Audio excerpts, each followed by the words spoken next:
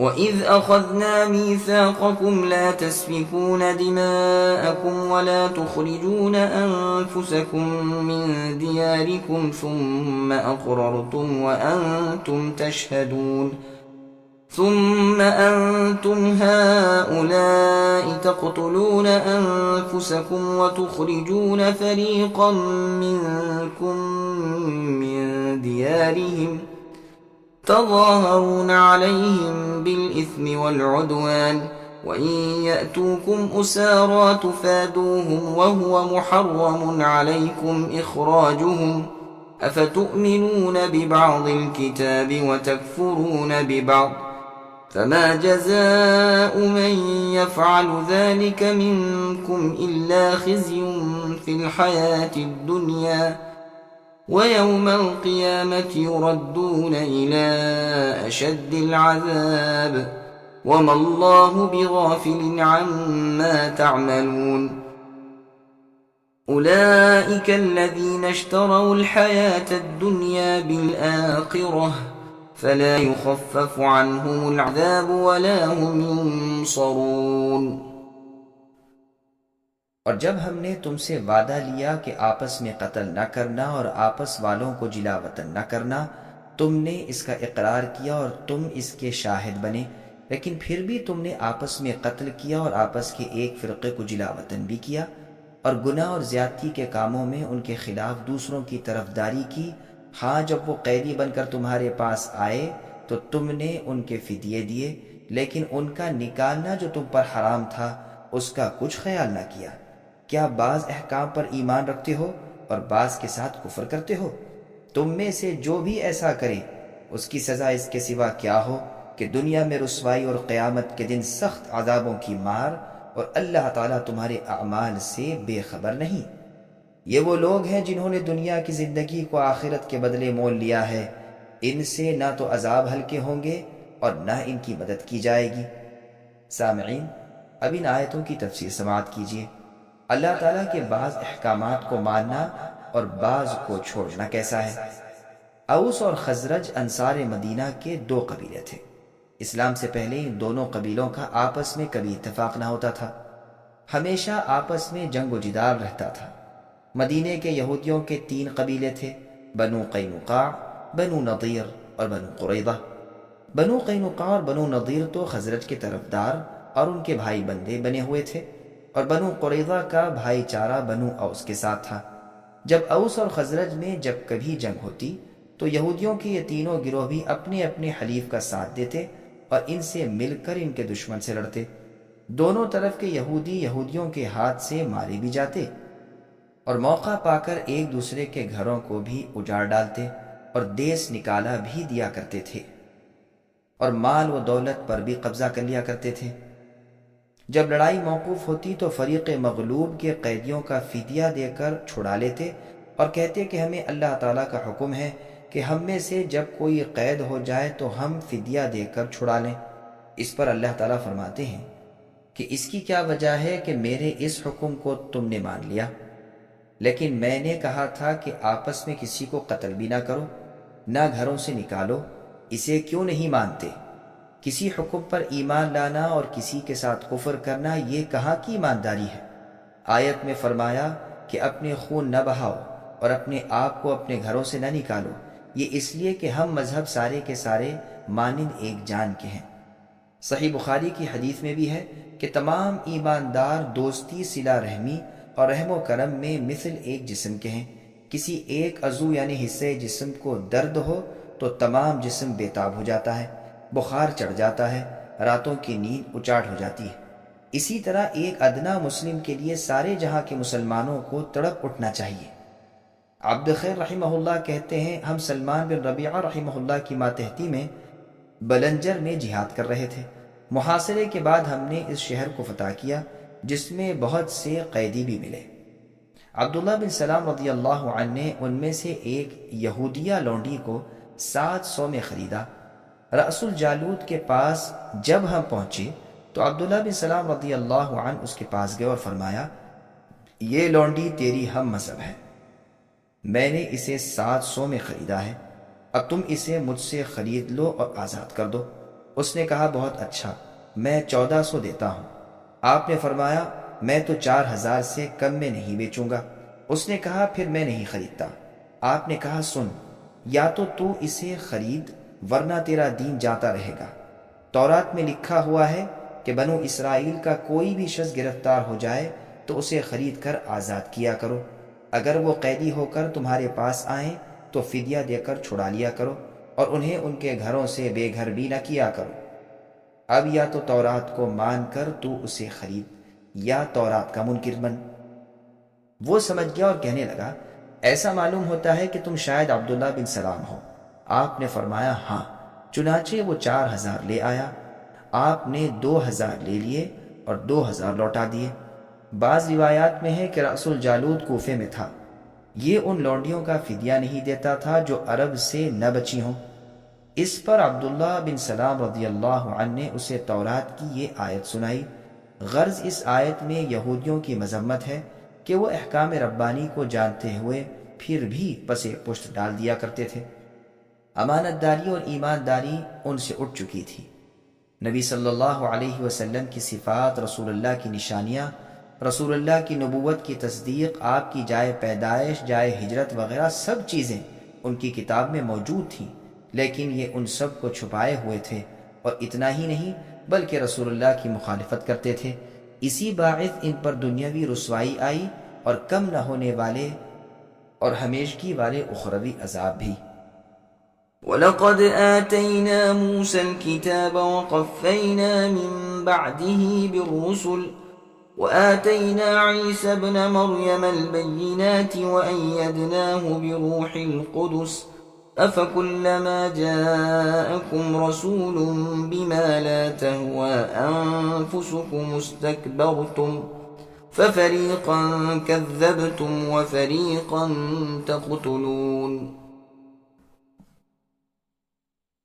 اور ہم نے موسیٰ علیہ السلام کو کتاب دی اور ان کے بعد اور رسول بھی بھیجے، اور ہم نے عیسیٰ ابن مریم علیہ السلام کو روشن دلیلیں دی اور روح القدس سے ان کی تائید کرائی۔ لیکن جب کبھی تمہارے پاس رسول وہ چیز لائے جو تمہاری طبیعتوں کے خلاف تھی، تم نے جھٹ سے تکبر کیا، بعض کو تو جھٹلا دیا اور بعض کو قتل بھی کر ڈالا۔ سامعین اب اس آیت کی تفسیر سماعت کیجیے۔ انبیاء علیہ السلام کے ساتھ بنی اسرائیل کا سلوک۔ بنی اسرائیل کے عناد و تکبر اور ان کی خواہش پرستی کا بیان ہو رہا ہے کہ تورات کی تحریف و تبدیلی کی، موسیٰ علیہ السلام کے بعد انہی کی شریعت پر آنے والے انبیاء علیہ السلام آئے، ان کی بھی مخالفت کی۔ چنانچہ فرمایا اِنَّا أَنزَلْنَا التَّوْرَاةَ إِلَى آخِرِ الْآيَةِ، یعنی ہم نے تورات نازل فرمائی جس میں ہدایت تھی اور نور تھا، جس پر انبیاء خود بھی عمل کرتے اور یہودیوں کو حکم دیتے رہے۔ ان کے علماء اور درویش بھی اس کے ماننے کا حکم کرتے تھے۔ الغرض پے در پے ایک بعد دیگرے انبیاء کرام بنی اسرائیل میں آتے رہے، یہاں تک کہ سلسلہ عیسیٰ علیہ السلام پر ختم ہوا۔ انہیں انجیل ملی جس میں بعض احکام تورات کے خلاف بھی تھے، اسی لیے انہیں نئے معجزات بھی ملے، جیسے مردوں کو اللہ تعالیٰ کے حکم سے زندہ کر دینا، مٹی سے پرند بنا کر اس میں پھونک مار کر اللہ تعالیٰ کے حکم سے اڑا دینا، بیماروں کو اپنے دم جھاڑنے سے یعنی رقیے کے ذریعے اللہ کے حکم سے اچھا کر دینا، بعض غیب کی خبریں اللہ کے معلوم کرانے سے دینا وغیرہ۔ پھر آپ کی تائید میں روح القدس یعنی جبریل علیہ السلام کو لگا دیا۔ لیکن بنی اسرائیل اپنی تکذیب اور کفر و تکبر میں اور بڑھ گئے اور زیادہ حسد کرنے لگے، اور ان تمام انبیاء کرام علیہ السلام کے ساتھ برے سلوک سے پیش آئے، کہیں جھٹلاتے تھے، کہیں مار ڈالتے تھے، محض اس بنا پر کہ انبیاء علیہ السلام کی تعلیم ان کی طبیعتوں کے خلاف ہوا کرتی تھی، ان کی رائے اور ان کے قیاسات اور ان کے بنائے ہوئے اصول و احکام اس کی قبولیت سے مانے ہوتے تھے، اس لیے دشمنی پر اتر آتے تھے۔ عبداللہ بن مسعود، عبداللہ بن عباس رضی اللہ عنہما، نیز محمد بن کعب القرظی، اسماعیل بن خالد سدی، ربیع بن انس، عطیہ العوفی اور قتادہ رحمہم اللہ کا قول یہی ہے کہ روح القدس سے مراد جبریل علیہ السلام ہے، جیسے قرآن کریم میں اور جگہ ہے نزل به الروح الامین، یعنی اس قرآن کو لے کر روح الامین جبریل علیہ السلام اترتے ہیں۔ صحیح بخاری میں تعلیقاً مروی ہے کہ رسول اللہ صلی اللہ علیہ وسلم نے حسان بن ثابت رضی اللہ عنہ شاعر رسول کے لیے مسجد میں ممبر رکھوایا۔ وہ مشرکین کی حجوں کا جواب دیتے تھے اور رسول اللہ ان کے لیے دعا کرتے تھے کہ اے اللہ حسان کی روح القدس یعنی جبریل سے مدد کیجیے، جیسے کہ یہ آپ کے نبی کی طرف سے جواب دیتے ہیں۔ صحیح بخاری کی ایک اور حدیث میں ہے کہ حسان بن ثابت رضی اللہ عنہ خلافت فاروقی کے زمانے میں ایک مرتبہ مسجد نبوی میں کچھ اشعار پڑھ رہے تھے۔ عمر رضی اللہ عنہ نے آپ کی طرف تیز نگاہیں اٹھائیں تو آپ رضی اللہ عنہ نے فرمایا، میں تو اس وقت بھی ان شعروں کو یہاں پڑھتا تھا جب یہاں آپ سے بہتر شخص موجود تھے۔ پھر ابو ہریرہ رضی اللہ عنہ کی طرف دیکھ کر فرمایا، ابو ہریرہ تمہیں اللہ کی قسم کیا تم نے رسول اللہ صلی اللہ علیہ وسلم کو یہ فرماتے نہیں سنا کہ حسان آپ مشرکوں کے اشعار کا جواب دیجیے، اے اللہ آپ حسان کی تائید روح القدس یعنی جبریل سے کیجیے۔ ابو ہریرہ رضی اللہ عنہ نے فرمایا، ہاں اللہ کی قسم میں نے رسول صلی اللہ علیہ وسلم سے یہ سنا ہے۔ صحیح بخاری کی ایک اور روایت میں ہے کہ رسول اللہ نے فرمایا، حسان تم ان مشرکوں کی حجوں کرو، جبریل علیہ السلام تمہارے ساتھ ہے۔ حسان رضی اللہ عنہ کے شعر میں بھی جبریل علیہ السلام کو روح القدس کہا گیا ہے۔ ابن حبان میں ہے کہ رسول اللہ صلی اللہ علیہ وسلم فرماتے ہیں، جبریل علیہ السلام نے میرے دل میں کہا کہ کوئی شخص اپنی روزی اور زندگی پوری کیے بغیر نہیں مرتا، اللہ تعالیٰ سے ڈرتے رہو اور دنیا کمانے میں دین کا خیال رکھو۔ بعض نے روح القدس سے مراد اسم اعظم لیا ہے، بعض نے کہا ہے فرشتوں کا ایک سردار فرشتہ ہے، بعض کہتے ہیں قدس سے مراد اللہ تعالیٰ اور روح سے مراد جبریل علیہ السلام ہے۔ کسی نے کہا ہے قدس یعنی برکت، کسی نے کہا پاک، کسی نے کہا ہے روح سے مراد انجیل ہے، جیسے فرمایا وَكَذَلِكَ أَوْحَيْنَا إِلَيْكَ رُوحًا مِّنْ أَمْرِنَا، یعنی اسی طرح ہم نے تمہاری طرف روح کی وحی اپنے حکم سے کی۔ امام ابن جریر رحمہ اللہ فرماتے ہیں اور ان کا فیصلہ یہی ہے کہ یہاں مراد روح القدس سے جبریل علیہ السلام ہے، جیسے اور جگہ ہے اِذْ أَيَّدْتُكَ بِرُوحِ الْقُدُسِ۔ اس آیت میں روح القدس کی تائید کے ذکر کے ساتھ کتاب و حکمت تورات و انجیل کے سکھانے کا بیان بھی ہے۔ معلوم ہوا کہ یہ اور چیز ہے اور وہ اور چیز، اور روانی عبارت بھی اس کی تائید کرتی ہے۔ قدس سے مراد مقدس ہے، جیسے حاتم جود اور رجل صدق میں۔ روح القدس کہنے میں اور روح منہ کہنے میں قربت اور بزرگی کی ایک خصوصیت پائی جاتی ہے، یہ اس لیے بھی کہا گیا ہے۔ بعض مفسرین نے اس سے مراد عیسیٰ علیہ السلام کی روح لی ہے، کیونکہ ان کی روح انسانی پیٹ وغیرہ سے پاک صاف اور الگ تھلگ رہی تھی۔ پھر فرمایا کہ ایک فرقے کو تم نے جھٹلایا اور ایک فرقے کو قتل کرتے ہو۔ جھٹلانے میں ماضی کا صیغہ لائے لیکن قتل میں مستقبل کا، اس لیے کہ ان لوگوں کی حالت آیت کے نزول کے بعد بھی یہی رہی۔ چنانچہ رسول صلی اللہ علیہ وسلم نے اپنے مرض الموت میں فرمایا کہ اس زہر آلودہ لقمے کا اثر برابر مجھ پر رہا جو میں نے خیبر میں کھایا تھا، اور اس وقت تو اس نے رگ کاٹ دی۔ وقالوا قلوبنا غلف بل لعنهم الله بكفرهم فقليلا ما يؤمنون۔ اور یہودی کہتے ہیں کہ ہمارے دل غلاف والے ہیں، نہیں بلکہ ان کے کفر کی وجہ سے انہیں اللہ تعالیٰ نے ملعون کر دیا ہے، ان کا ایمان بہت ہی تھوڑا ہے۔ سامعین اب اس آیت کی تفسیر سماعت کیجیے۔ غلف غلاف کے معانی و مفہوم۔ یہودیوں کا ایک قول یہ بھی تھا کہ ہمارے دلوں پر غلاف ہیں، یعنی یہ علم سے بھرپور ہیں، اب ہمیں نئے علم کی کوئی ضرورت نہیں۔ اس لیے جواب ملا کہ یوں نہیں، بلکہ اللہ تعالیٰ کی لعنت کی مہر لگ گئی ہے، ایمان نصیب ہی نہیں ہوتا۔ غلفن کو غلفن بھی پڑھا گیا ہے، یعنی یہ علم کے برتن ہے۔ اور جگہ قرآن کریم میں ہے وَقَالُوا قُلُوبُنَا فِي أَكِنَّةٍ، یعنی جس چیز کی طرف اے نبی آپ ہمیں بلاتے ہیں اس چیز سے ہمارے دل پر پردے اور آڑ میں ہیں، ان پر مہر لگی ہوئی ہے، وہ اسے نہیں سمجھتے اور نہ اس کی طرف مائل ہوتے ہیں، نہ اسے یاد رکھتے ہیں۔ تھوڑا ایمان لانے کے ایک معنی تو یہ ہے کہ ان میں سے بہت کم لوگ ایماندار ہیں، اور دوسرے معنی یہ بھی ہیں کہ ان کا ایمان بہت کم ہے، یعنی قیامت، ثواب، عذاب وغیرہ کے قائل۔ موسیٰ علیہ السلام پر ایمان رکھنے والے تورات کو کتاب اللہ مانتے ہیں، مگر اس پیغمبر آخر الزماں محمد صلی اللہ علیہ وسلم کو مان کر اپنا ایمان پورا نہیں کرتے، بلکہ رسول اللہ کے ساتھ کفر کر کے اس تھوڑے ایمان کو بھی غارت اور برباد کر دیتے ہیں۔ تیسرے معنی یہ ہے کہ یہ سرے سے بے ایمان ہے، کیونکہ عربی زبان میں ایسے موقع پر بالکل نہ ہونے کی صورت میں بھی ایسے الفاظ بولے جاتے ہیں، مثلا میں نے اس جیسا بہت ہی کم دیکھا، مطلب یہ ہے کہ دیکھا ہی نہیں۔ واللہ اعلم۔ ولما جاءهم كتاب من عند الله مصدق لما معهم وكانوا من قبل يستفتحون على الذين كفروا فلما جاءهم ما عرفوا كفروا به فلعنة الله على الكافرين۔ ان یہودیوں کے پاس جب اللہ تعالیٰ کی کتاب ان کی کتاب کو سچا کرنے والی آئی، جس کے پہلے یہ خود اس کے ساتھ کافروں پر فتح چاہتے تھے، تو باوجود آ جانے اور باوجود پہچان لینے کے پھر کفر کرنے لگے۔ اللہ تعالیٰ کی لعنت ہو کافروں پر۔ سامعین، اب اس آیت کی تفسیر سماعت کیجیے۔ یہود کا انکار حسد کی وجہ سے تھا۔ جب کبھی یہودیوں اور عرب کے مشرکین کے درمیان لڑائی ہوتی تو یہود کہا کرتے تھے کہ عنقریب اللہ کی سچی کتاب لے کر اللہ کے ایک عظیم الشان پیغمبر تشریف لانے والے ہیں، ہم ان کے ساتھ ہو کر تمہیں ایسا قتل و غارت کریں گے کہ تمہارا نام و نشان مٹا دیں گے۔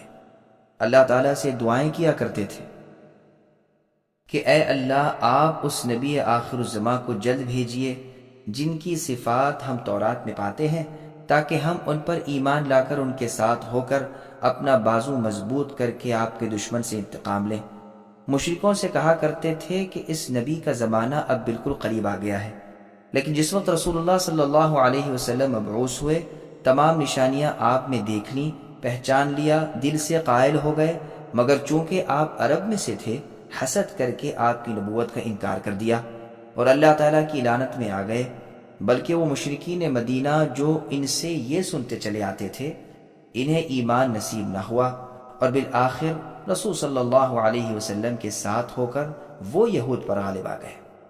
ایک مرتبہ معاذ بن جبل رضی اللہ عنہ، بشر بن براء، داؤد بن سلمہ رضی اللہ عنہما نے ان یہود مدینہ سے کہا بھی کہ تم تو ہماری شرک کی حالت میں ہم سے رسول اللہ کی نبوت کا ذکر کیا کرتے تھے، بلکہ ہمیں ڈرایا کرتے تھے، اور جو اوصاف تم رسول اللہ کے بیان کرتے تھے وہ تمام اوصاف تو رسول اللہ میں موجود ہیں، پھر تم خود ایمان کیوں نہیں لاتے، رسول اللہ کا ساتھ کیوں نہیں دیتے؟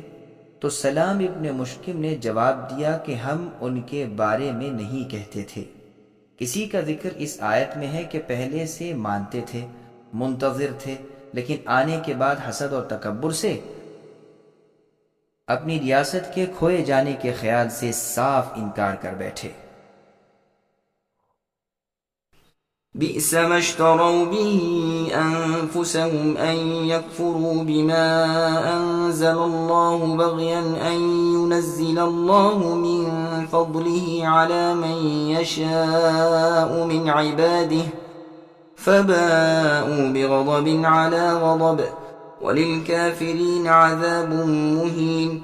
وإذا قيل لهم آمنوا بما أنزل الله قالوا نؤمن بما أنزل علينا ويكفرون بما وراءه وهو الحق مصدقا لما معهم قل فلم تقتلون أنبياء الله من قبل إن كنتم مؤمنين وَلَقَدْ جَاءَكُمْ مُوسَى بِالْبَيِّنَاتِ ثُمَّ اتَّخَذْتُمُ الْعِجْلَ مِنْ بَعْدِهِ وَأَنْتُمْ ظَالِمُونَ۔ بہت بری ہے وہ چیز جس کے بدلے ان یہودیوں نے اپنے آپ کو بیچ ڈالا، وہ ان کا کفر کرنا ہے اللہ تعالیٰ کی طرف سے نازل شدہ چیز کے ساتھ، محض اس بات سے جل کر کہ اللہ نے اپنا فضل اپنے جس بندے پر چاہا نازل فرمایا۔ اس باعث یہ لوگ غضب پر غضب کے مستحق ہو گئے اور ان کافروں کے لیے رسوا کرنے والے عذاب ہیں۔ اور جب ان سے کہا جاتا ہے کہ اللہ کی اتاری ہوئی کتاب پر ایمان لاؤ تو کہہ دیتے ہیں جو ہم پر اتاری گئی اس پر ہمارا ایمان ہے، حالانکہ اس کے بعد والی کے ساتھ جو ان کی کتاب کی تصدیق کرنے والی ہے کفر کرتے ہیں۔ اچھا ان سے یہ تو دریافت کیجئے کہ اگر تمہارا ایمان پہلی کتابوں پر ہے تو پھر تم نے پہلے انبیاء کو کیوں قتل کیا؟ تمہارے پاس تو موسیٰ علیہ السلام یہ دلیلیں لے کر آئے، لیکن تم نے پھر بھی بچھڑا پوجا، تم ہو ہی ظالم۔ سامعین، اب ان آیتوں کی تفسیر سماعت کیجیے۔ یہودیوں کے حسد اور تکبر کی سزا۔ مطلب یہ ہے کہ ان یہودیوں نے جو رسول اللہ صلی اللہ علیہ وسلم کی تصدیق کے بدلے تکذیب کی اور آپ پر ایمان لانے کے بدلے کفر کیا اور آپ کی نصرت و امداد کی بجائے مخالفت اور دشمنی کی، اور اس سے اپنے آپ کو جس غضب الہی کا سزاوار بنایا، یہ بدترین چیز ہے جو بہترین چیز کے بدلے انہوں نے لی، اور اس کی وجہ سوائے حسد و بغض، تکبر و عناد کے اور کچھ نہیں۔ چونکہ رسول اللہ ان میں سے نہ تھے بلکہ آپ عرب میں سے تھے، اس لیے یہ یہودی منہ چڑھا کر بیٹھ گئے، حالانکہ اللہ تعالیٰ پر کوئی حاکم نہیں، وہ رسالت کے حقدار کو خوب جانتے ہیں، وہ اپنا فضل و کرم اپنے جس بندے کو چاہے عطا فرماتے ہیں۔ بس ایک تو تورات کے احکام کی پابندی نہ کرنے کی وجہ سے ان یہودیوں پر غضب تھا، اور اب دوسرا رسول صلی اللہ علیہ وسلم کے ساتھ کفر کرنے سے نازل ہوا۔ یوں سمجھ لیجئے کہ پہلا غضب عیسیٰ علیہ السلام کی پیغمبری نہ ماننے کا، اور دوسرا غضب محمد صلی اللہ علیہ وسلم کی پیغمبری نہ ماننے کا۔ یا پہلا غضب وہ جو بچھڑے کے پوجنے کی بابت تھا، دوسرا غضب رسول صلی اللہ علیہ وسلم کی مخالفت پر۔ چونکہ یہ حسد و بغض کی وجہ سے رسول اللہ کی نبوت سے انکاری ہوئے تھے، اور اس حسد و بغض کا اصلی باعث ان کا تکبر تھا، اس لیے انہیں ذلیل عذابوں میں مبتلا کیا تاکہ گناہ کا بدلہ پورا ہو جائے، جیسے اللہ کا فرمان ہے ان الذین یستکبرون عن عبادتی سیدخلون جہنم داخلین الآیات، یعنی میری عبادت سے جو بھی تکبر کرے گا وہ ذلیل ہو کر جہنم میں داخل ہوگا۔ سنن ترمذی میں ہے رسول اللہ صلی اللہ علیہ وسلم فرماتے ہیں متکبر لوگوں کا حشر قیامت کے دن انسانی صورت میں چوٹیوں کی طرح ہوگا جنہیں تمام چیزیں رونتی ہوئی چلیں گی، اور جہنم کے بولس نامی قید خانے میں ڈال دیے جائیں گے، جہاں کی آگ دوسری تمام قسم کی آگ سے تیز ہوگی، اور جہنمیوں کا لہو پیپ وغیرہ انہیں پلایا جائے گا۔ خواہش کے بندے، نفس کے غلام، یعنی جب ان سے قرآن کریم پر اور نبی آخر الزماں محمد صلی اللہ علیہ وسلم پر ایمان لانے کو کہا جاتا ہے تو کہہ دیتے ہیں کہ ہمیں تورات انجیل پر ایمان رکھنا کافی ہے۔ اللہ تعالیٰ فرماتے ہیں کہ یہ اس میں بھی جھوٹے ہیں۔ قرآن تو ان کتابوں کی تصدیق کرنے والا ہے، اور خود ان کی کتابوں میں بھی رسول اللہ کی تصدیق موجود ہے، جیسے فرمایا الذین آتیناہم الکتاب یعرفونہ کما یعرفون ابناءہم، یعنی اہل کتاب رسول اللہ کو اس طرح پہچانتے ہیں جس طرح کوئی اپنی اولاد کو پہچانتا ہو۔ پس رسول اللہ کے انکار سے تورات و انجیل پر بھی ان کا ایمان نہ رہا۔ اس حجت کو قائم کر کے اب دوسری طرح حجت قائم کی جاتی ہے کہ اچھا تورات و انجیل پر تو تمہارا ایمان ہے، پھر اگلے انبیاء جو ان کی تصدیق اور تابعداری کرتے ہوئے نئی شریعت اور نئی کتاب کے آئے بغیر تم نے انہیں کیوں قتل کیا؟ معلوم ہوا کہ تمہارا ایمان نہ تو اس کتاب پر ہے نہ اس کتاب پر، تم محض خواہش کے بندے، نفس کے غلام، اپنی رائے قیاس کے ماتحت ہو۔ پھر فرمایا کہ اچھا موسیٰ علیہ السلام سے تم نے بڑے معجزات دیکھے، طوفان، ٹڈیاں، جوئیں، مینڈک، خون وغیرہ، ان کی بددعا سے بطور معجزے کے ظاہر ہوئے، لکڑی کا سانپ بن جانا، ہاتھ کا روشن چاند بن جانا، دریا کو چیر دینا اور پانی کو پتھر کی طرح بنا دینا، بادلوں کا سایہ کرنا، من و سلوہ اتارنا، پتھر سے نہریں جاری کرنا وغیرہ تمام بڑے بڑے معجزات جو ان کی نبوت کی اور اللہ تعالیٰ کی توحید کی روشن دلیلیں تھیں، سب کچھ اپنی آنکھوں سے دیکھا، لیکن ادھر موسیٰ علیہ السلام طور پہاڑ پر گئے، ادھر تم نے بچھڑے کو معبود بنا لیا۔ اب بتاؤ کہ خود تورات پر اور خود موسیٰ علیہ السلام پر بھی تمہارا ایمان کہاں رہا؟ کیا یہ بدکاریاں تمہیں ظالم کہلوانے والی نہیں؟ من بعدہ سے مراد موسیٰ علیہ السلام کے طور پہاڑ پر جانے کے بعد ہے، جیسے اور جگہ ہے وَاتَّخَذَ قَوْمُ مُوسَىٰ، یعنی موسیٰ علیہ السلام کے طور پر جانے کے بعد آپ کی قوم نے بچھڑے کو معبود بنا لیا اور اپنی جانوں پر اس گوسالہ پرستی سے صریح ظلم کیا، جس کا احساس بعد میں خود انہیں بھی ہوا، جیسے فرمایا وَلَمَّا سُقِطَ فِي أَيْدِيهِمْ إِلَى آخِرِهِ، یعنی جب انہیں ہوش آیا، نادم ہوئے اور اپنی گمراہی کو محسوس کرنے لگے، اس وقت کہا کہ اے اللہ، اگر آپ ہم پر رحم نہ کریں گے اور ہماری خطا نہ بخشیں گے تو ہم انتہائی نقصان اٹھانے والے ہو جائیں گے۔ یہود کا سب سے بڑا کفر۔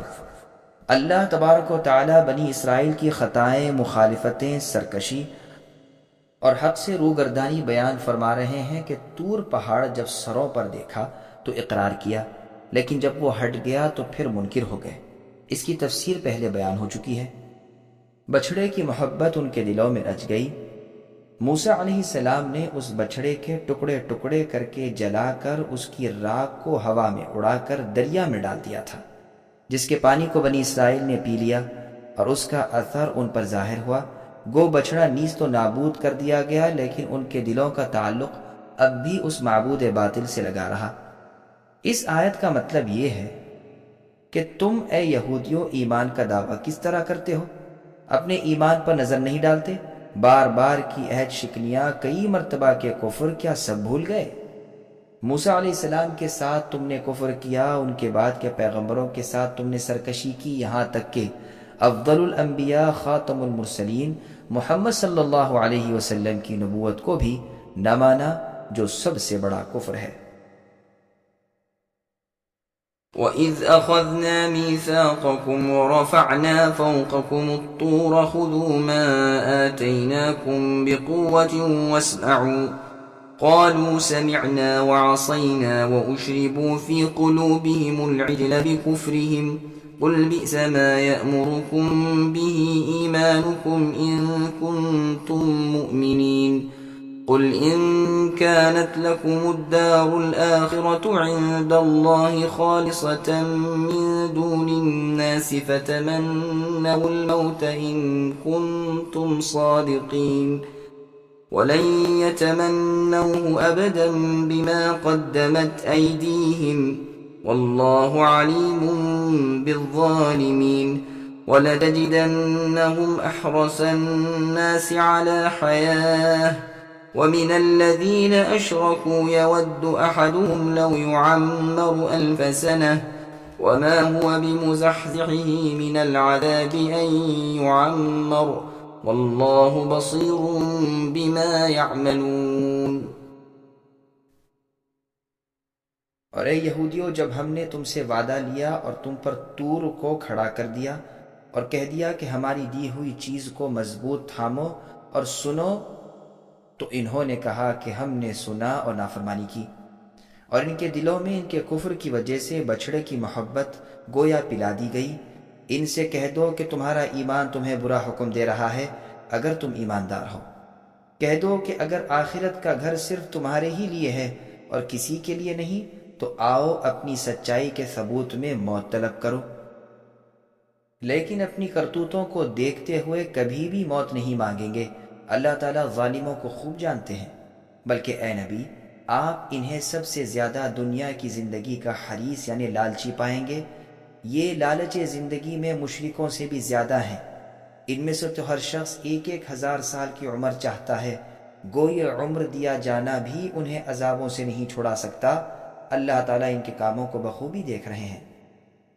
سامعین، اب آیتوں کی تفسیر سماعت کیجیے۔ یہود کو مباہلے کی دعوت۔ عبداللہ بن عباس رضی اللہ عنہما فرماتے ہیں کہ ان یہودیوں کو نبی صلی اللہ علیہ وسلم کی زبانی پیغام دیا گیا کہ اگر تم سچے ہو تو مقابلے میں آؤ اور ہم تم مل کر اللہ تعالیٰ سے دعا کریں کہ وہ ہم میں سے جھوٹے کو ہلاک کر دے، لیکن ساتھ ہی پیشن گوئی بھی کر دی کہ یہ لوگ ہرگز اس پر آمدہ نہیں ہوں گے۔ چنانچہ یہی ہوا کہ یہ لوگ مقابلے پر نہ آئے، اس لیے کہ وہ دل سے رسول اللہ کو اور آسمانی کتاب قرآن کریم کو سچا جانتے تھے۔ اگر یہ لوگ اس اعلان کے تحت مقابلے میں نکلتے تو سب کے سب ہلاک ہو جاتے، روئے زمین پر ایک یہودی بھی باقی نہ رہتا۔ مسند احمد کی ایک مرفوع حدیث میں بھی آیا ہے کہ اگر یہودی مقابلے پر آتے اور جھوٹے کے لیے موت طلب کرتے تو سب کے سب مر جاتے اور اپنی جگہ جہنم میں دیکھ لیتے۔ اسی طرح جو نصرانی رسول اللہ کے پاس آئے تھے وہ بھی اگر مباہلے کے لیے تیار ہوتے تو وہ نصرانی لوٹ کر اپنے اہل و عیال اور مال و دولت کا نام و نشان بھی نہ پاتے، یعنی ہلاک ہو جاتے۔ سورہ جمعہ میں بھی اسی طرح کی دعوت انہیں دی گئی ہے۔ آیت قل یا ایھا الذین ھادوا آخر تک پڑھیے۔ ان کا دعویٰ تھا کہ نحن ابناء اللہ واحباؤہ، یعنی ہم یہودی اللہ کی اولاد، یعنی اللہ کے نیک بندے اور اللہ کے پیارے ہیں۔ یہ کہا کرتے تھے لن يدخل الجنۃ الا من كان هودا او نصارى، یعنی جنت میں صرف یہودی اور نصرانی ہی جائیں گے۔ اس لیے انہیں کہا گیا کہ آؤ اس کا فیصلہ اس طرح کر لیں کہ دونوں فریق میدان میں نکل کر اللہ سے دعا کریں کہ اللہ تعالی ہم میں سے جھوٹے کو ہلاک کر ڈالے، لیکن چونکہ اس جماعت کو اپنے جھوٹ کا علم تھا یہ اس کے لیے تیار نہ ہوئے اور ان کا کذب سب پر کھل گیا۔ اسی طرح جب نجران کے نصرانی رسول اللہ کے پاس آئے، بحث و مباحثہ ہو چکا تو ان سے بھی یہی کہا گیا کہ تعالوا ندعو ابناءنا وابناءکم الی آخرہ، یعنی آؤ ہم تم دونوں اپنی اپنی اولادوں اور بیویوں کو لے کر نکلیں اور اللہ تعالیٰ سے دعا کریں کہ وہ جھوٹوں پر اپنی لعنت نازل فرمائے۔ لیکن وہ آپس میں کہنے لگے کہ ہرگز اس نبی یعنی محمد صلی اللہ علیہ وسلم سے مباہلہ نہ کرو ورنہ فوراً برباد ہو جاؤ گے۔ چنانچہ مباہلے سے انکار کر دیا اور جھک کر صلح کر لی اور دب کر جزیہ دینا منظور کر لیا۔ رسول اللہ صلی اللہ علیہ وسلم نے ابو عبیدہ بن جراح رضی اللہ عنہ کو ان کے ساتھ امین بنا کر بھیج دیا۔ اسی طرح مشرکین عرب سے بھی کہا گیا قل من كان في الضلالة فليمدد له الرحمن مدا، یعنی ہم میں سے جو گمراہ ہو اللہ تعالیٰ اس کی گمراہی بڑھا دے۔ اس کی پوری تفصیل اس آیت کے ماتحت بیان ہوگی، یعنی سورہ مریم کی آیت نمبر 75 میں انشاءاللہ۔ مندرجہ بالا آیت کی تفسیر میں ایک مرجوح قول یہ بھی ہے کہ تم خود اپنی جانوں کے لیے موت طلب کرو، کیونکہ بقول تمہارے آخرت کی بھلائیاں صرف تمہارے لیے ہی ہیں۔ انہوں نے اس کا انکار کیا، لیکن یہ قول کچھ دل کو نہیں لگتا، اس لیے کہ بہت سے اچھے اور نیک آدمی بھی زندگی چاہتے ہیں۔ بلکہ حدیث میں آیا ہے، جیسا کہ امام ترمذی روایت کرتے ہیں، رسول نے فرمایا کہ تم میں سے بہتر وہ ہے جس کی لمبی عمر ہوئی ہو اور اعمال اچھے ہوں۔ علاوہ ازیں یہی قول یہودی بھی کہہ سکتے تھے تو بات فیصلہ کن نہ ہوتی۔ ٹھیک تفسیر وہی ہے جو پہلے بیان ہوئی کہ دونوں فریق مل کر جھوٹے کی ہلاکت اور اس کی موت کی دعا کریں۔ اس اعلان کے سنتے ہی یہودی تو ٹھنڈے پڑ گئے اور تمام لوگوں پر ان کا جھوٹ کھل گیا، اور وہ پیشن گوئی بھی سچی ثابت ہوئی کہ یہ لوگ ہرگز طلب موت نہیں کریں گے۔ اس مباہلے کا نام اصطلاح میں تمنا رکھا گیا، کیونکہ ہر فریق باطل پرست کی موت کی آرزو کرتا ہے۔ پھر فرمایا کہ یہ تو مشرکین سے بھی اے نبی زیادہ لمبی عمر کے خواہش مند ہیں، کیونکہ ان کفار کے لیے دنیا جنت ہے اور ان کی تمنا اور کوشش ہے کہ یہاں زیادہ رہیں۔ حسن بصری رحمہ اللہ فرماتے ہیں منافق کو حیات دنیاوی کی حرص کافر سے بھی زیادہ ہوتی۔ یہودی تو 1000 سال کی عمریں چاہتے ہیں، حالانکہ یہ لمبی عمر بھی انہیں عذابوں سے نجات نہیں دے سکتی، چونکہ کفار کو تو آخرت پر یقین ہی نہیں ہوتا اور انہیں یعنی ان یہودیوں کو تھا۔ پھر ان کی سیاہ کاریاں بھی سامنے تھیں، اس لیے موت سے بہت زیادہ ڈرتے تھے۔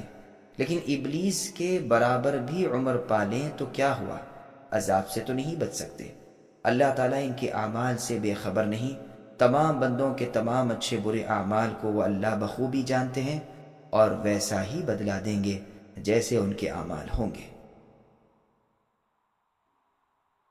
قل من كان عدوا لجبريل فإنه نزله على قلبك بإذن الله مصدقا لما بين يديه وهدى وبشرى للمؤمنين من كان عدوا لله وملائكته ورسله وجبريل وميكال فإن الله عدو للكافرين۔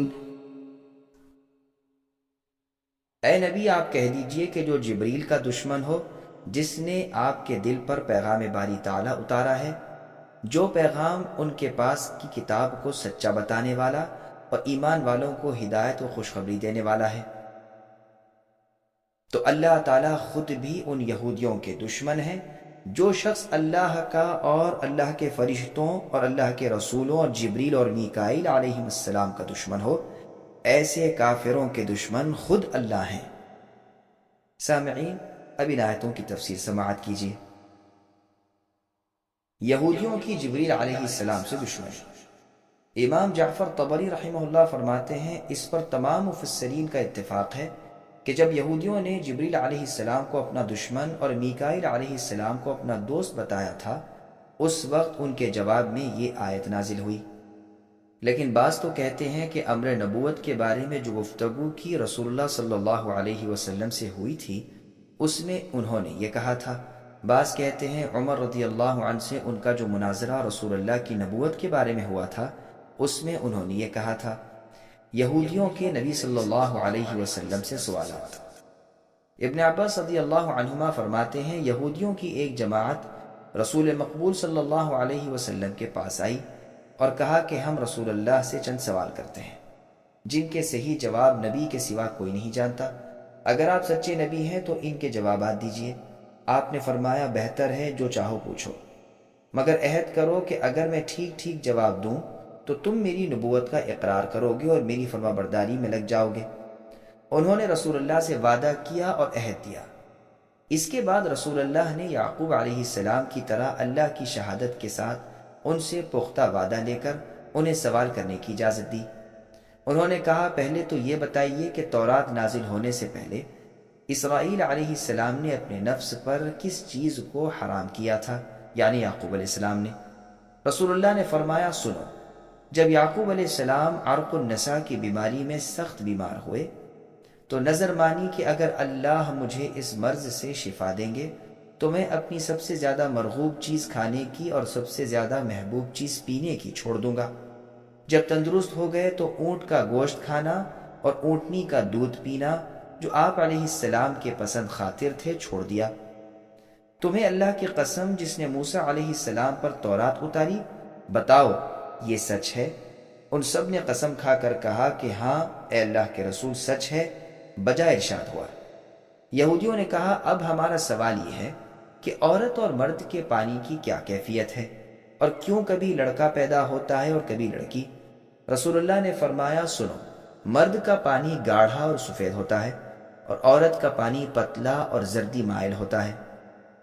ان میں سے جو بھی غالب آ جائے اسی کے مطابق پیدائش ہوتی ہے اور شکل بھی اس کے مطابق ہوتی ہے۔ جب مرد کا پانی یعنی مادہ منویہ عورت کے پانی پر غالب آ جائے تو حکم ربانی سے اولاد نرینہ یعنی مرد بچہ پیدا ہوتا ہے، اور جب عورت کا پانی مادہ منویہ مرد کے پانی پر غالب آ جائے حکم ربانی سے اولاد لڑکی ہوتی ہے۔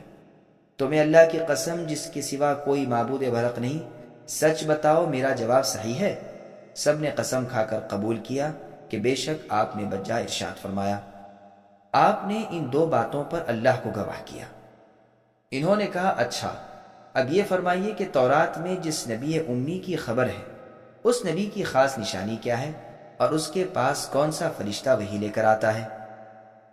رسول اللہ نے فرمایا اس کی خاص نشانی یہ ہے کہ اس کی آنکھیں جب سوئی ہوئی ہوں اس وقت میں اس کا دل جاگتا رہتا ہے۔ تمہیں اس رب کی قسم جس نے موسیٰ علیہ السلام کو تورات دی، بتاؤ میں نے ٹھیک جواب دیا؟ سب نے قسم کھا کر کہا کہ آپ نے بالکل صحیح جواب دیا۔ اب ہمارے اس سوال کی دوسری شق کا جواب بھی عنایت فرما دیجئے، اس پر بحث کا خاتمہ ہے۔ رسول اللہ نے فرمایا میرے ولی جبریل علیہ السلام ہیں، وہی میرے پاس وحی لاتے ہیں اور وہی تمام انبیاء کرام علیہم السلام کے پاس اللہ رب العزت کا پیغام لاتے رہے۔ سچ کہو اور قسم کھا کر کہو کہ میرا یہ جواب بھی درست ہے۔ انہوں نے قسم کھا کر کہا کہ جواب تو درست ہے، لیکن چونکہ جبرائیل علیہ السلام ہمارے دشمن ہیں، وہ سختی و خون ریزی وغیرہ لے کر آتے رہتے ہیں، اس لیے ہم ان کی نہیں مانیں گے نہ آپ کی مانیں گے۔ ہاں اگر آپ کے پاس میکائیل علیہ السلام وہی لے کر آتے جو رحمت، بارش، پیداوار وغیرہ لے کر آتے ہیں، جو ہمارے دوست ہیں، تو ہم آپ کی تابعداری اور تصدیق کرتے۔ اس پر یہ آیت نازل ہوئی۔ یہ روایت مسند احمد کی ہے۔ نیز مسند احمد ہی کی ایک اور روایت میں ہے کہ انہوں نے یہ بھی سوال کیا تھا کہ رعد کیا چیز ہے؟ رسول اللہ نے فرمایا وہ ایک فرشتہ ہے جو بادلوں پر مقرر ہے، جو اللہ تعالیٰ کے حکم کے مطابق انہیں ادھر ادھر لے جاتا ہے۔ انہوں نے کہا کہ یہ گرج کی آواز کیا ہے؟ رسول اللہ نے فرمایا یہ اسی فرشتے کی آواز ہے۔ عبداللہ بن سلام رضی اللہ عنہ کا اسلام لانا۔ صحیح بخاری کی ایک روایت میں ہے کہ جب رسول اللہ صلی اللہ علیہ وسلم مدینہ تشریف لائے، اس وقت عبداللہ بن سلام رضی اللہ عنہ اپنے باغ میں تھے اور یہودیت پر قائم تھے۔ انہوں نے جب یہ خبر سنی تو رسول اللہ صلی اللہ علیہ وسلم کے پاس حاضر ہوئے اور کہا کہ اے اللہ کے رسول، 3 باتیں پوچھتا ہوں جن کا جواب نبیوں کے سوا کسی کو معلوم نہیں۔ یہ فرمائیے کہ قیامت کی پہلی شرط یعنی علامت کیا ہے، اور جنتیوں کا پہلا کھانا کیا ہے، اور کون سی چیز بچے کو کبھی ماں کی طرف کھینچتی ہے اور کبھی باپ کی طرف یعنی شباہت۔ رسول اللہ نے فرمایا ان تینوں سوالوں کے جواب ابھی جبریل علیہ السلام نے مجھے بتائے ہیں، سنو۔ عبداللہ بن سلام رضی اللہ عنہ نے کہا وہ تو ہمارے دشمن ہیں۔ رسول اللہ نے یہ آیت تلاوت فرمائی، پھر فرمایا پہلی نشانی قیامت کی ایک آگ ہے جو لوگوں کے پیچھے لگے گی اور انہیں مشرق سے مغرب کی طرف اکٹھا کر دے گی۔ جنتیوں کی پہلی خوراک مچھلی کی کلیجی کی بطور ضیافت ہوگی۔ جب مرد کا پانی یعنی منی کا عورت کے پانی پر سبقت کر جاتا ہے تو لڑکا پیدا ہوتا ہے، اور جب عورت کا پانی مرد کے پانی پر سبقت لے جاتا ہے تو لڑکی پیدا ہوتی ہے۔ یہ جواب سنتے ہی عبداللہ بن سلام رضی اللہ عنہ مسلمان ہو گئے اور پکار اٹھے اشہد ان لا الہ الا اللہ وانک رسول اللہ۔ پھر کہنے لگے اللہ کے رسول، یہودی بڑے بے وقوف لوگ ہیں، اگر انہیں پہلے سے میرا اسلام لانا معلوم ہو جائے گا تو وہ مجھے برا کہنے لگیں گے۔ اے اللہ کے رسول پہلے انہیں ذرا قائل کر لیجئے۔ آپ کے پاس جب یہودی آئے تو آپ نے ان سے پوچھا کہ عبداللہ بن سلام تم میں کیسے شخص ہیں؟ کہا بڑے بزرگ اور باخبر آدمی ہیں، بڑے بزرگوں کی اولاد میں سے ہیں، وہ تو ہمارے سردار ہیں اور سرداروں کی اولاد میں سے ہیں۔ رسول اللہ نے فرمایا اچھا، اگر وہ مسلمان ہو جائیں پھر تو تمہیں اسلام کے قبول کرنے میں تأمل ہوگا۔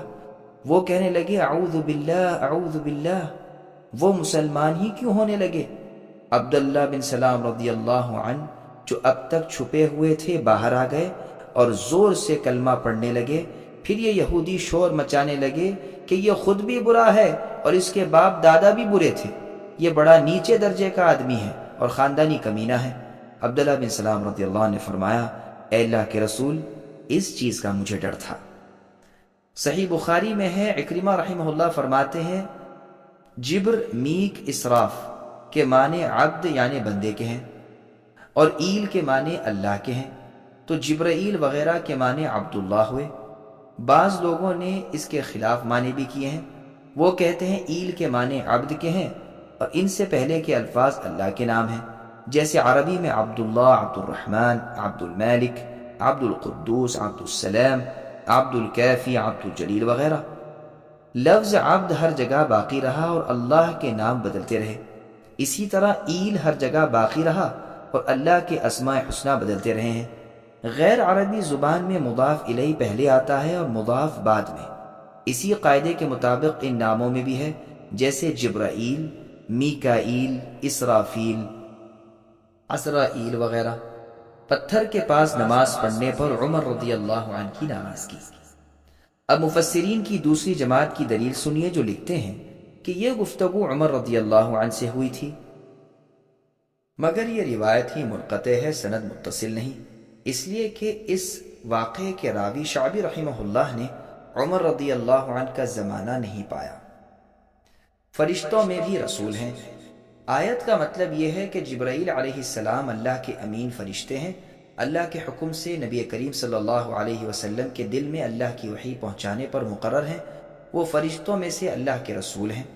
کسی ایک رسول سے عداوت رکھنے والا سب رسولوں سے عداوت یعنی دشمنی رکھنے والا ہے، جیسے ایک رسول پر ایمان سب رسولوں پر ایمان لانے کا نام ہے، اور ایک رسول کے ساتھ کفر تمام انبیاء اور رسول کے ساتھ کفر کرنے کے برابر ہے۔ خود اللہ تعالیٰ بعض رسولوں کے ماننے والوں کو کافر بتاتے ہیں، فرماتے ہیں ان الذین یکفرون باللہ ورسلہ الی آخر الآیہ، یعنی جو لوگ اللہ تعالیٰ کے ساتھ اور اللہ کے رسولوں کے ساتھ کفر کرتے ہیں اور اللہ کے رسولوں کے درمیان تفریق کرنا چاہتے ہیں اور کہتے ہیں کہ ہم بعض کو مانتے ہیں اور بعض کو نہیں مانتے، دوسری آیت کے آخر تک۔ پس ان آیات میں صراحتاً ان لوگوں کو کافر کہا جو کسی رسول کو نہ مانے، اسی طرح جبرائیل علیہ السلام کا دشمن اللہ کا دشمن ہے، کیونکہ وہ اپنی مرضی سے نہیں آتے۔ قرآن مجید میں اللہ فرماتے ہیں وَمَا نَتَنَزَّلُ إِلَّا بِأَمْرِ رَبِّكَ، کہ اے نبی ہم فرشتے نہیں اترا کرتے مگر آپ کے رب ہی کے حکم سے اور اجازت سے۔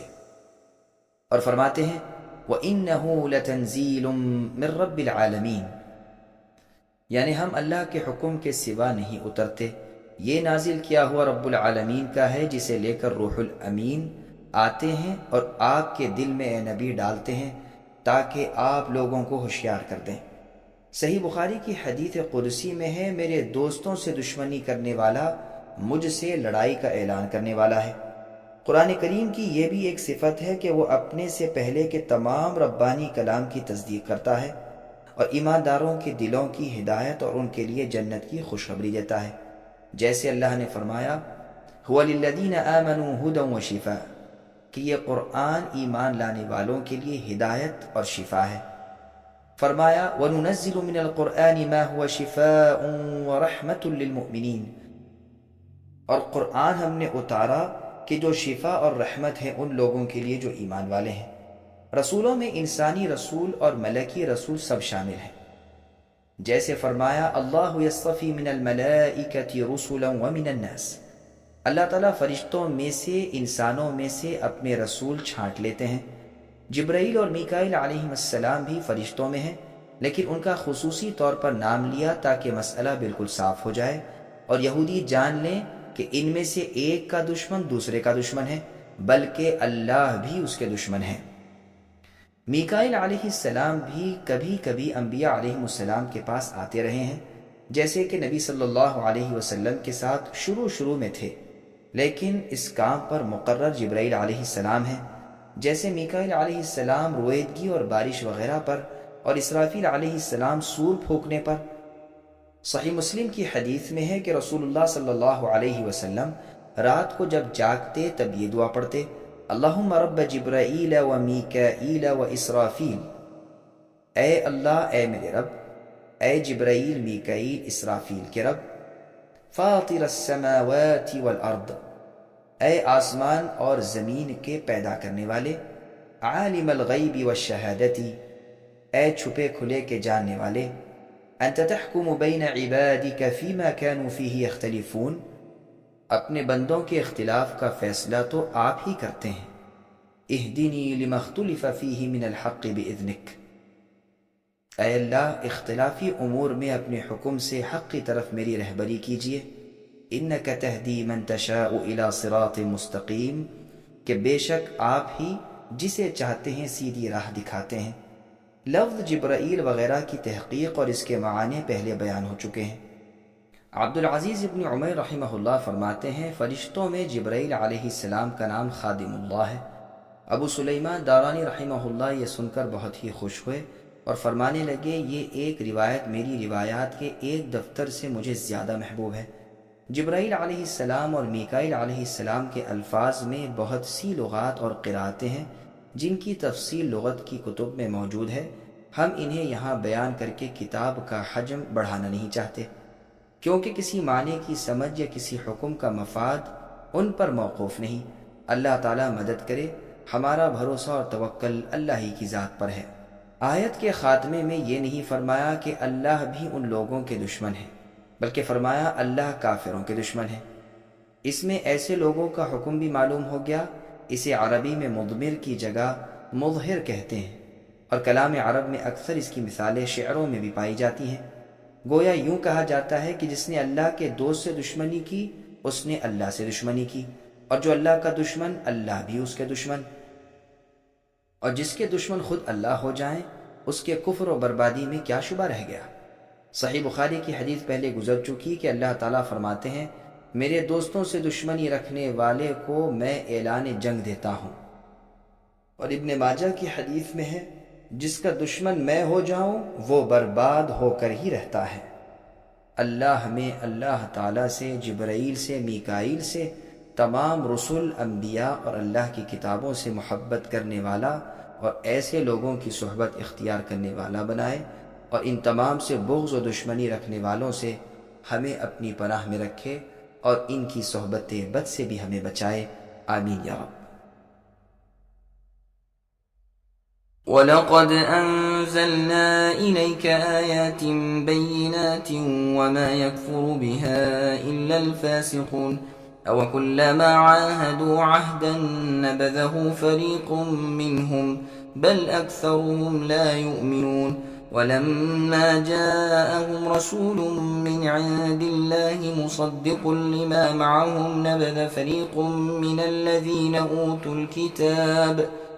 نبذ فريق من الذين أوتوا الكتاب كتاب الله وراء ظهورهم كأنهم لا يعلمون واتبعوا ما تتلو الشياطين على ملك سليمان وما كفر سليمان ولكن الشياطين كفروا يعلمون الناس السحر وما أنزل على الملكين ببابل هاروت وماروت وما يعلمان من أحد حتى يقولا إنما نحن فتنة فلا تكفر فيتعلمون منهما ما يفرقون به بين المرء وزوجه وما هم بضارين به من أحد إلا بإذن الله ويتعلمون ما يضرهم ولا ينفعهم وَلَقَدْ عَلِمُوا لَمَنِ اشْتَرَاهُ مَا لَهُ فِي الْآخِرَةِ مِنْ خَلَاقٍ وَلَبِئْسَ مَا شَرَوْا بِهِ أَنفُسَهُمْ لَوْ كَانُوا يَعْلَمُونَ وَلَوْ أَنَّهُمْ آمَنُوا وَاتَّقَوْا لَمَثُوبَةٌ مِّنْ عِندِ اللَّهِ خَيْرٌ لَوْ كَانُوا يَعْلَمُونَ۔ اور یقیناً ہم نے آپ کی طرف اے نبی روشن دلیلیں اتاری ہیں جن کا انکار سوائے بدکاروں کے کوئی نہیں کرتا۔ یہ لوگ جب کبھی کوئی عہد کرتے ہیں تو ان کی ایک نہ ایک جماعت اسے توڑ دیتی ہے، بلکہ ان میں سے اکثر ایمان سے خالی ہیں۔ جب کبھی ان کے پاس اللہ کا کوئی رسول ان کی کتاب کی تصدیق کرنے والا آیا، ان اہل کتاب کے ایک فرقے نے اللہ کی کتاب کو اس طرح پیٹھ پیچھے ڈال دیا گویا جانتے ہی نہ تھے، اور اس چیز کے پیچھے لگ گئے جسے شیاطین سلیمان علیہ السلام کی حکومت میں پڑھتے تھے۔ سلیمان علیہ السلام نے تو کفر نہ کیا تھا بلکہ یہ کفر شیطانوں کا تھا۔ وہ لوگوں کو جادو سکھایا کرتے تھے، اور بابل میں ہاروت اور ماروت دو فرشتوں پر جو اتارا گیا تھا، وہ دونوں بھی کسی شخص کو اس وقت تک نہیں سکھاتے تھے جب تک یہ نہ کہہ دیں کہ ہم تو ایک آزمائش ہیں، تو کفر نہ کر۔ پھر لوگ ان سے وہ سیکھتے جس سے مرد و عورت میں جدائی ڈال دیں، اور دراصل وہ بغیر اللہ تعالیٰ کی مرضی کے کسی کو کوئی نقصان نہیں پہنچا سکتے۔ یہ لوگ وہ سیکھتے ہیں جو انہیں نقصان پہنچائے اور نفع نہ پہنچا سکے، اور وہ بالیقین جانتے ہیں کہ اس کے لینے والے کا آخرت میں کوئی حصہ نہیں، اور وہ بدترین چیز ہے جس کے بدلے وہ اپنے آپ کو فروخت کر رہے ہیں۔ کاش کہ یہ جانتے ہوتے، اور اگر یہ لوگ ایماندار متقی بن جاتے تو اللہ تعالیٰ کی طرف سے بہترین ثواب انہیں ملتا اگر یہ جانتے ہوتے۔ سامعین، اب ان آیات کی تفسیر سماعت کیجیے۔ یعنی اے محمد صلی اللہ علیہ وسلم، ہم نے ایسی نشانیاں جو آپ کی نبوت کی صریح دلیل بن سکے نازل فرما دی ہیں۔ یہودیوں کی مخصوص معلومات کا ذخیرہ، ان کی کتاب کی پوشیدہ باتیں، ان کی تحریف و تبدیل، احکام وغیرہ سب ہم نے اپنی معجز نما کتاب قرآن کریم میں بیان فرما دیے ہیں، جنہیں سن کر ہر زندہ ضمیر آپ کی نبوت کی تصدیق کی طرف مجبور ہو جاتا ہے۔ ہاں، یہ اور بات ہے کہ یہودیوں کو ان کا حسد و بغض روک دے، ورنہ ہر شخص جان سکتا ہے کہ ایک امی شخص سے ایسا پاکیزہ خوبیوں والا اور حکمتوں والا کلام بن نہیں سکتا۔ ابن عباس رضی اللہ عنہما فرماتے ہیں کہ ابن سور یا قطوینی نے رسول اللہ صلی اللہ علیہ وسلم سے کہا تھا کہ آپ کوئی ایسی چیز نہیں لائے جسے ہم پہچان لیں، نہ آپ کے پاس کوئی روشن دلائل ہیں۔ اس پر یہ آیت نازل ہوئی کیونکہ یہودیوں نے اس بات سے انکار کر دیا تھا کہ ہم سے پیغمبر آخر الزماں محمد صلی اللہ علیہ وسلم کی بابت کوئی عہد لیا گیا ہو۔ اس پر اللہ تعالیٰ فرماتے ہیں کہ یہ تو ان کی عادت ہی ہے کہ عہد کیا اور توڑا، بلکہ ان کی اکثریت تو ایمان سے بالکل خالی ہے۔ نبذہ کے معنی پھینک دینا ہے، چونکہ ان یہودیوں نے کتاب اللہ کو، عہد باری تعالیٰ کو اس طرح چھوڑ رکھا تھا گویا پھینک دیا تھا، اس لیے ان کی مذمت میں یہی لفظ لایا گیا۔ دوسری جگہ صاف بیان ہے کہ ان کی کتابوں میں رسول اللہ صلی اللہ علیہ وسلم کا ذکر موجود تھا۔ فرمایا یجدونہ مکتوبا عندہم فی التوراۃ والانجیل، یعنی یہ لوگ تورات انجیل میں رسول اللہ کا ذکر موجود پاتے ہیں۔ یہاں بھی فرمایا ہے کہ جب ان کی کتاب کی تصدیق کرنے والا ہمارا پیغمبر ان کے پاس آیا تو ان کے ایک فریق نے اللہ کی کتاب سے بے پرواہی کر کے اس طرح اسے چھوڑ دیا گویا کوئی علم ہی نہیں، بلکہ جادو کے پیچھے پڑ گئے اور خود رسول اللہ پر جادو کیا، جس کی اطلاع رسول اللہ کو اللہ تعالیٰ نے دی اور اس کا اثر زائل ہوا اور رسول اللہ کو شفا ملی۔ تورات سے تو رسول اللہ کا مقابلہ کر نہیں سکتے تھے، اس لیے کہ وہ تو اس کی تصدیق کرنے والی تھی، تو اسے چھوڑ کر دوسری کتابیں لینے ان کے پیچھے لگ گئے اور اللہ کی کتاب کو اس طرح چھوڑ دیا کہ گویا کبھی جانتے ہی نہ تھے۔ نفسانی خواہشات تو سامنے رکھ لیں اور کتاب اللہ کو پیٹھ پیچھے ڈال دیا۔ یہ بھی کہا گیا ہے کہ راگ، باجے، کھیل تماشے اور اللہ کے ذکر سے روکنے والی ہر چیز ما تتلو الشیاطین میں داخل ہے۔ یہود کا سلیمان علیہ السلام کو جادوگر کہنا جھوٹ ہے۔ ابن عباس رضی اللہ عنہما فرماتے ہیں کہ سلیمان علیہ السلام کے پاس ایک انگوٹھی تھی، جب آپ پاخانے کے لیے جاتے تو اپنی بیوی جرادہ کو وہ دے جاتے۔ جب سلیمان علیہ السلام کی آزمائش کا وقت آیا تو اس وقت ایک شیطان جن آپ کی صورت میں آپ کی بیوی کے پاس آیا اور انگوٹھی طلب کی، جو انہوں نے دے دی۔ اس نے پہن لی اور تخت سلیمانی پر بیٹھ گیا۔ تمام جنات وغیرہ حاضر خدمت ہو گئے، وہ حکومت کرنے لگا۔ ادھر جب سلیمان علیہ السلام واپس آئے اور انگوٹھی طلب کی تو جواب ملا تو جھوٹا ہے۔ انگوٹھی تو سلیمان علیہ السلام لے گئے۔ آپ نے سمجھ لیا کہ اللہ کی طرف سے آزمائش ہے۔ ان دنوں شیاطین نے جادو، نجوم، کہانت، شعر و اشعار اور غیب کی جھوٹی سچی خبروں کی کتابیں لکھ لکھ کر سلیمان علیہ السلام کی کرسی تلے دفن کرنی شروع کر دیں۔ آپ کی آزمائش کا یہ زمانہ ختم ہو گیا۔ آپ پھر سے تخت و تاج کے مالک ہوئے۔ عمر طبعی کو پہنچ کر جب رحلت فرمائی تو شیاطین نے انسانوں سے کہنا شروع کیا کہ سلیمان علیہ السلام کا خزانہ اور وہ کتابیں جن کے ذریعے سے وہ ہواؤں اور جنات پر حکمرانی کرتے تھے، ان کی کرسی تلے دفن ہے۔ چونکہ جنات اس کرسی کے پاس نہیں جا سکتے تھے، اس لیے انسانوں نے اسے کھودا تو وہ کتابیں برآمد ہوئیں۔ بس ان کا چرچا ہو گیا اور ہر شخص کی زبان پر چڑھ گیا کہ سلیمان علیہ السلام کی حکومت کا راز یہی تھا، بلکہ لوگ سلیمان علیہ السلام کی نبوت سے انکاری ہو گئے اور آپ کو معاذ اللہ جادوگر کہنے لگے۔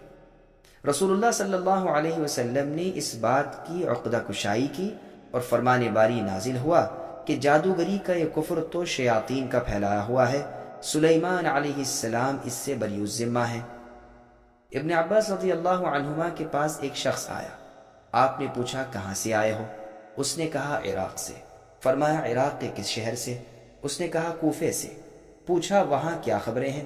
اس نے کہا وہاں باتیں ہو رہی ہیں کہ علی رضی اللہ عنہ انتقال نہیں کر گئے بلکہ زندہ روپوش ہیں اور عنقریب آئیں گے۔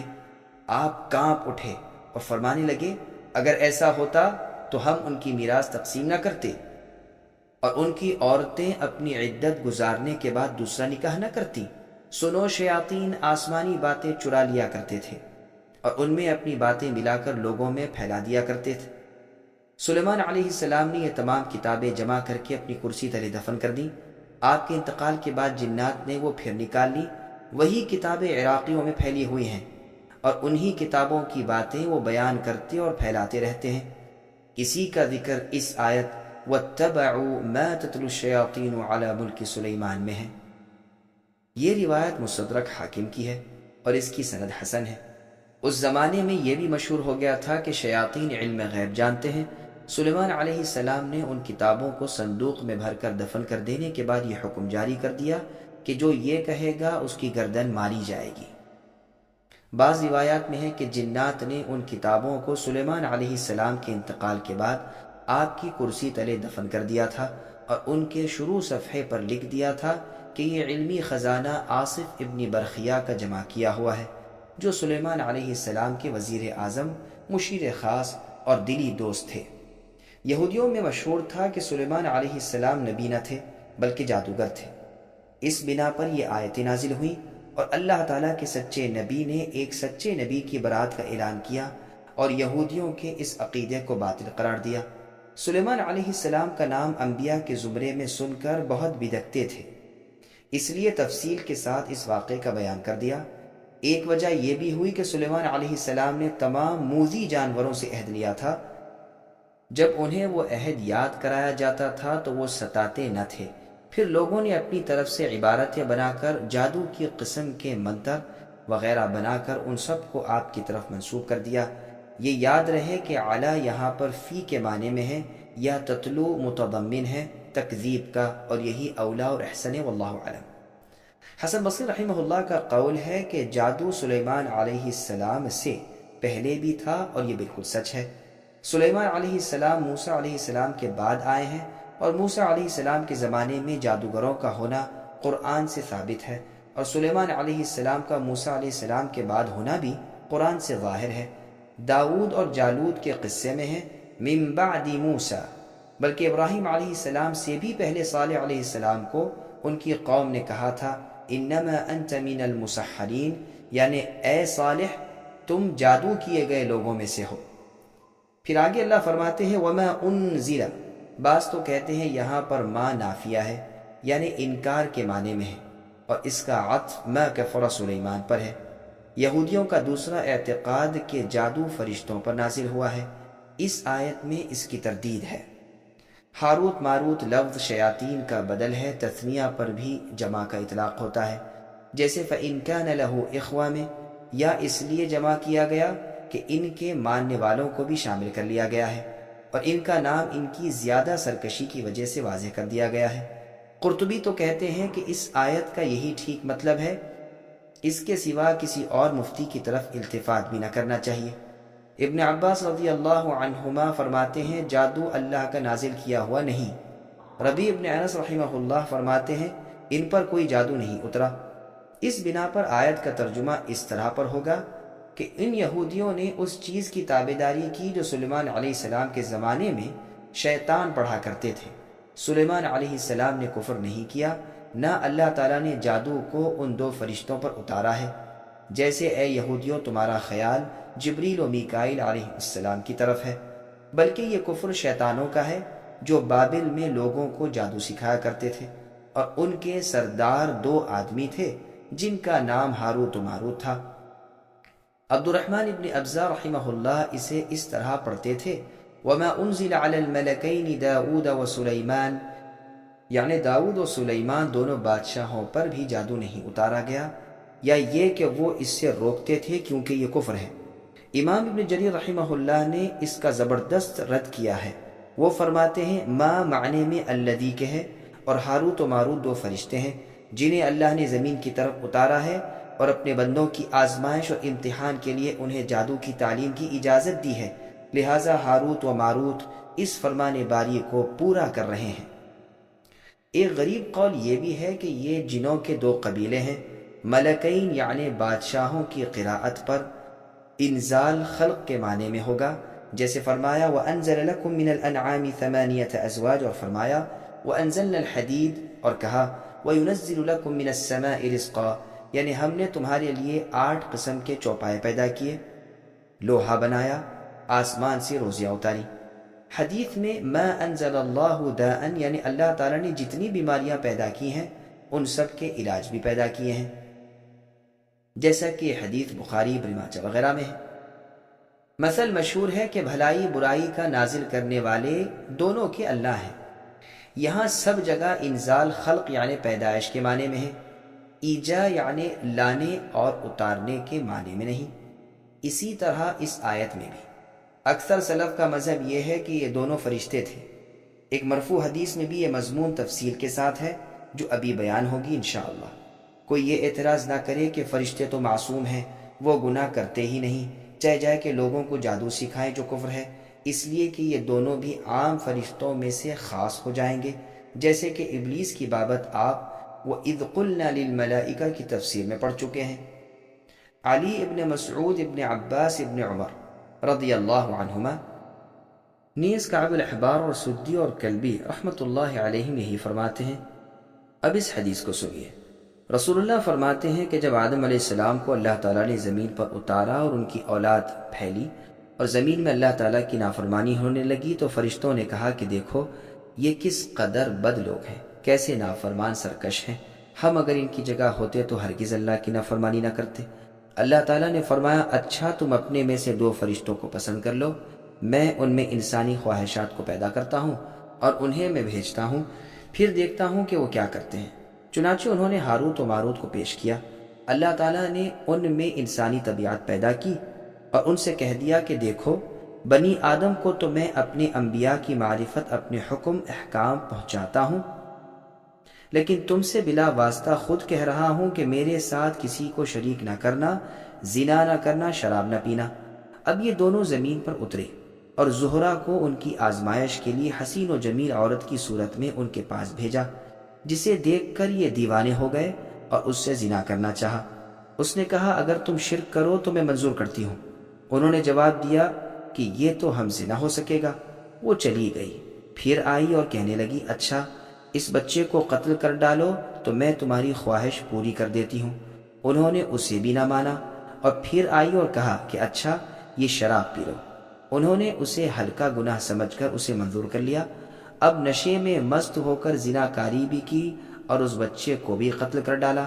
جب ہوش و حواس درست ہوئے تو اس عورت نے کہا جن جن کاموں کا تم پہلے انکار کرتے تھے وہ تمام کام تم نے کر ڈالے۔ یہ نادم ہوئے، پھر انہیں اختیار دیا گیا کہ یا تو عذاب دنیا کو اختیار کرو یا عذاب اخروی کو۔ انہوں نے دنیا کے عذاب پسند کیے۔ صحیح ابن حبان، مسند احمد، ابن مردویہ، ابن جریر، عبد الرزاق میں یہ حدیث مختلف الفاظ سے مروی ہے۔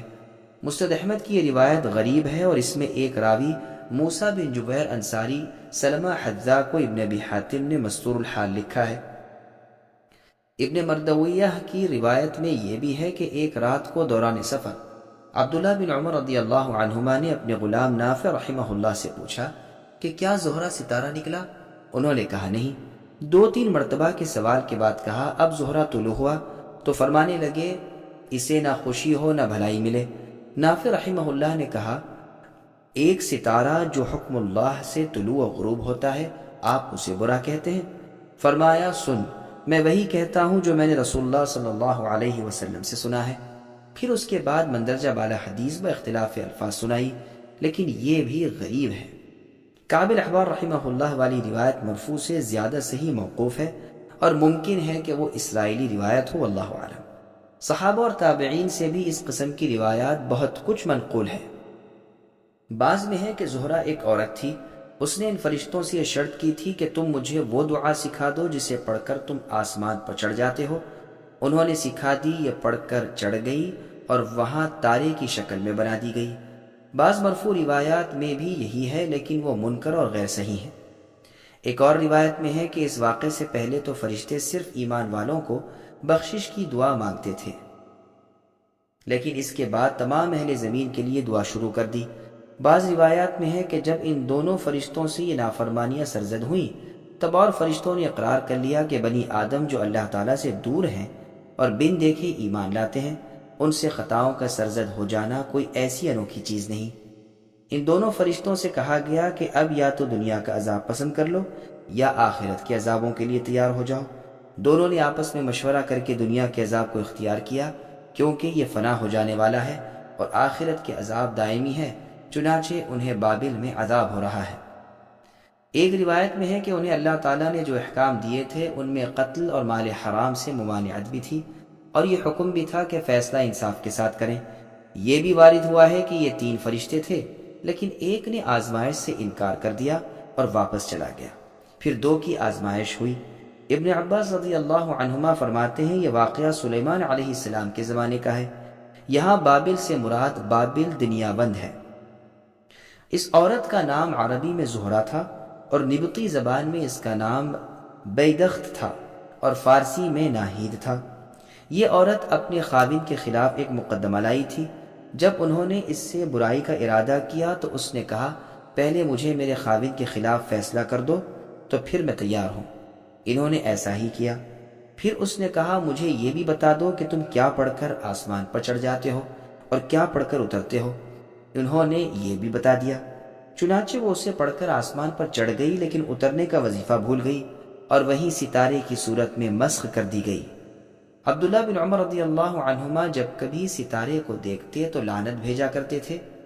اب ان فرشتوں نے جب چڑھنا چاہا تو نہ پڑھ سکے، سمجھ گئے کہ اب ہم ہلاک ہوئے۔ مجاہد رحمہ اللہ فرماتے ہیں پہلے پہل چند دنوں تک تو یہ فرشتے ثابت قدم رہے، صبح سے شام تک عدل کے ساتھ فیصلے کرتے رہتے، شام کو آسمان پر چڑھ جاتے، پھر زہرہ کو دیکھ کر اپنے نفس پر قابو نہ رکھ سکے۔ زہرہ ستارے کو ایک خوبصورت عورت کی شکل میں بھیجا گیا تھا۔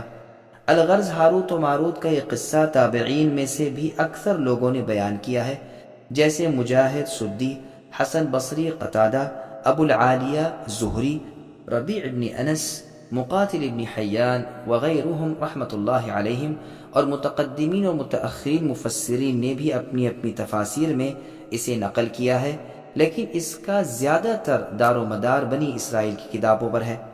کوئی صحیح مرفوع متصل حدیث اس باب میں رسول اللہ صلی اللہ علیہ وسلم سے ثابت نہیں، اور نہ قرآن کریم میں اس قدر بسط اور تفصیل سے ہے۔ پس ہمارا ایمان ہے کہ جس قدر قرآن میں ہے صحیح اور درست ہے، اور حقیقت حال کا علم اللہ تعالیٰ کو ہی ہے۔ قرآن کریم کے ظاہری الفاظ مسند احمد ابن حبان بیہقی وغیرہ کی مرفوع حدیث، علی ابن عباس ابن مسعود وغیرہ کی موقوف روایات، تابعین وغیرہ کی تفاسیر وغیرہ مل ملا کر اس واقعے کی بہت کچھ تقویت ہو جاتی ہے۔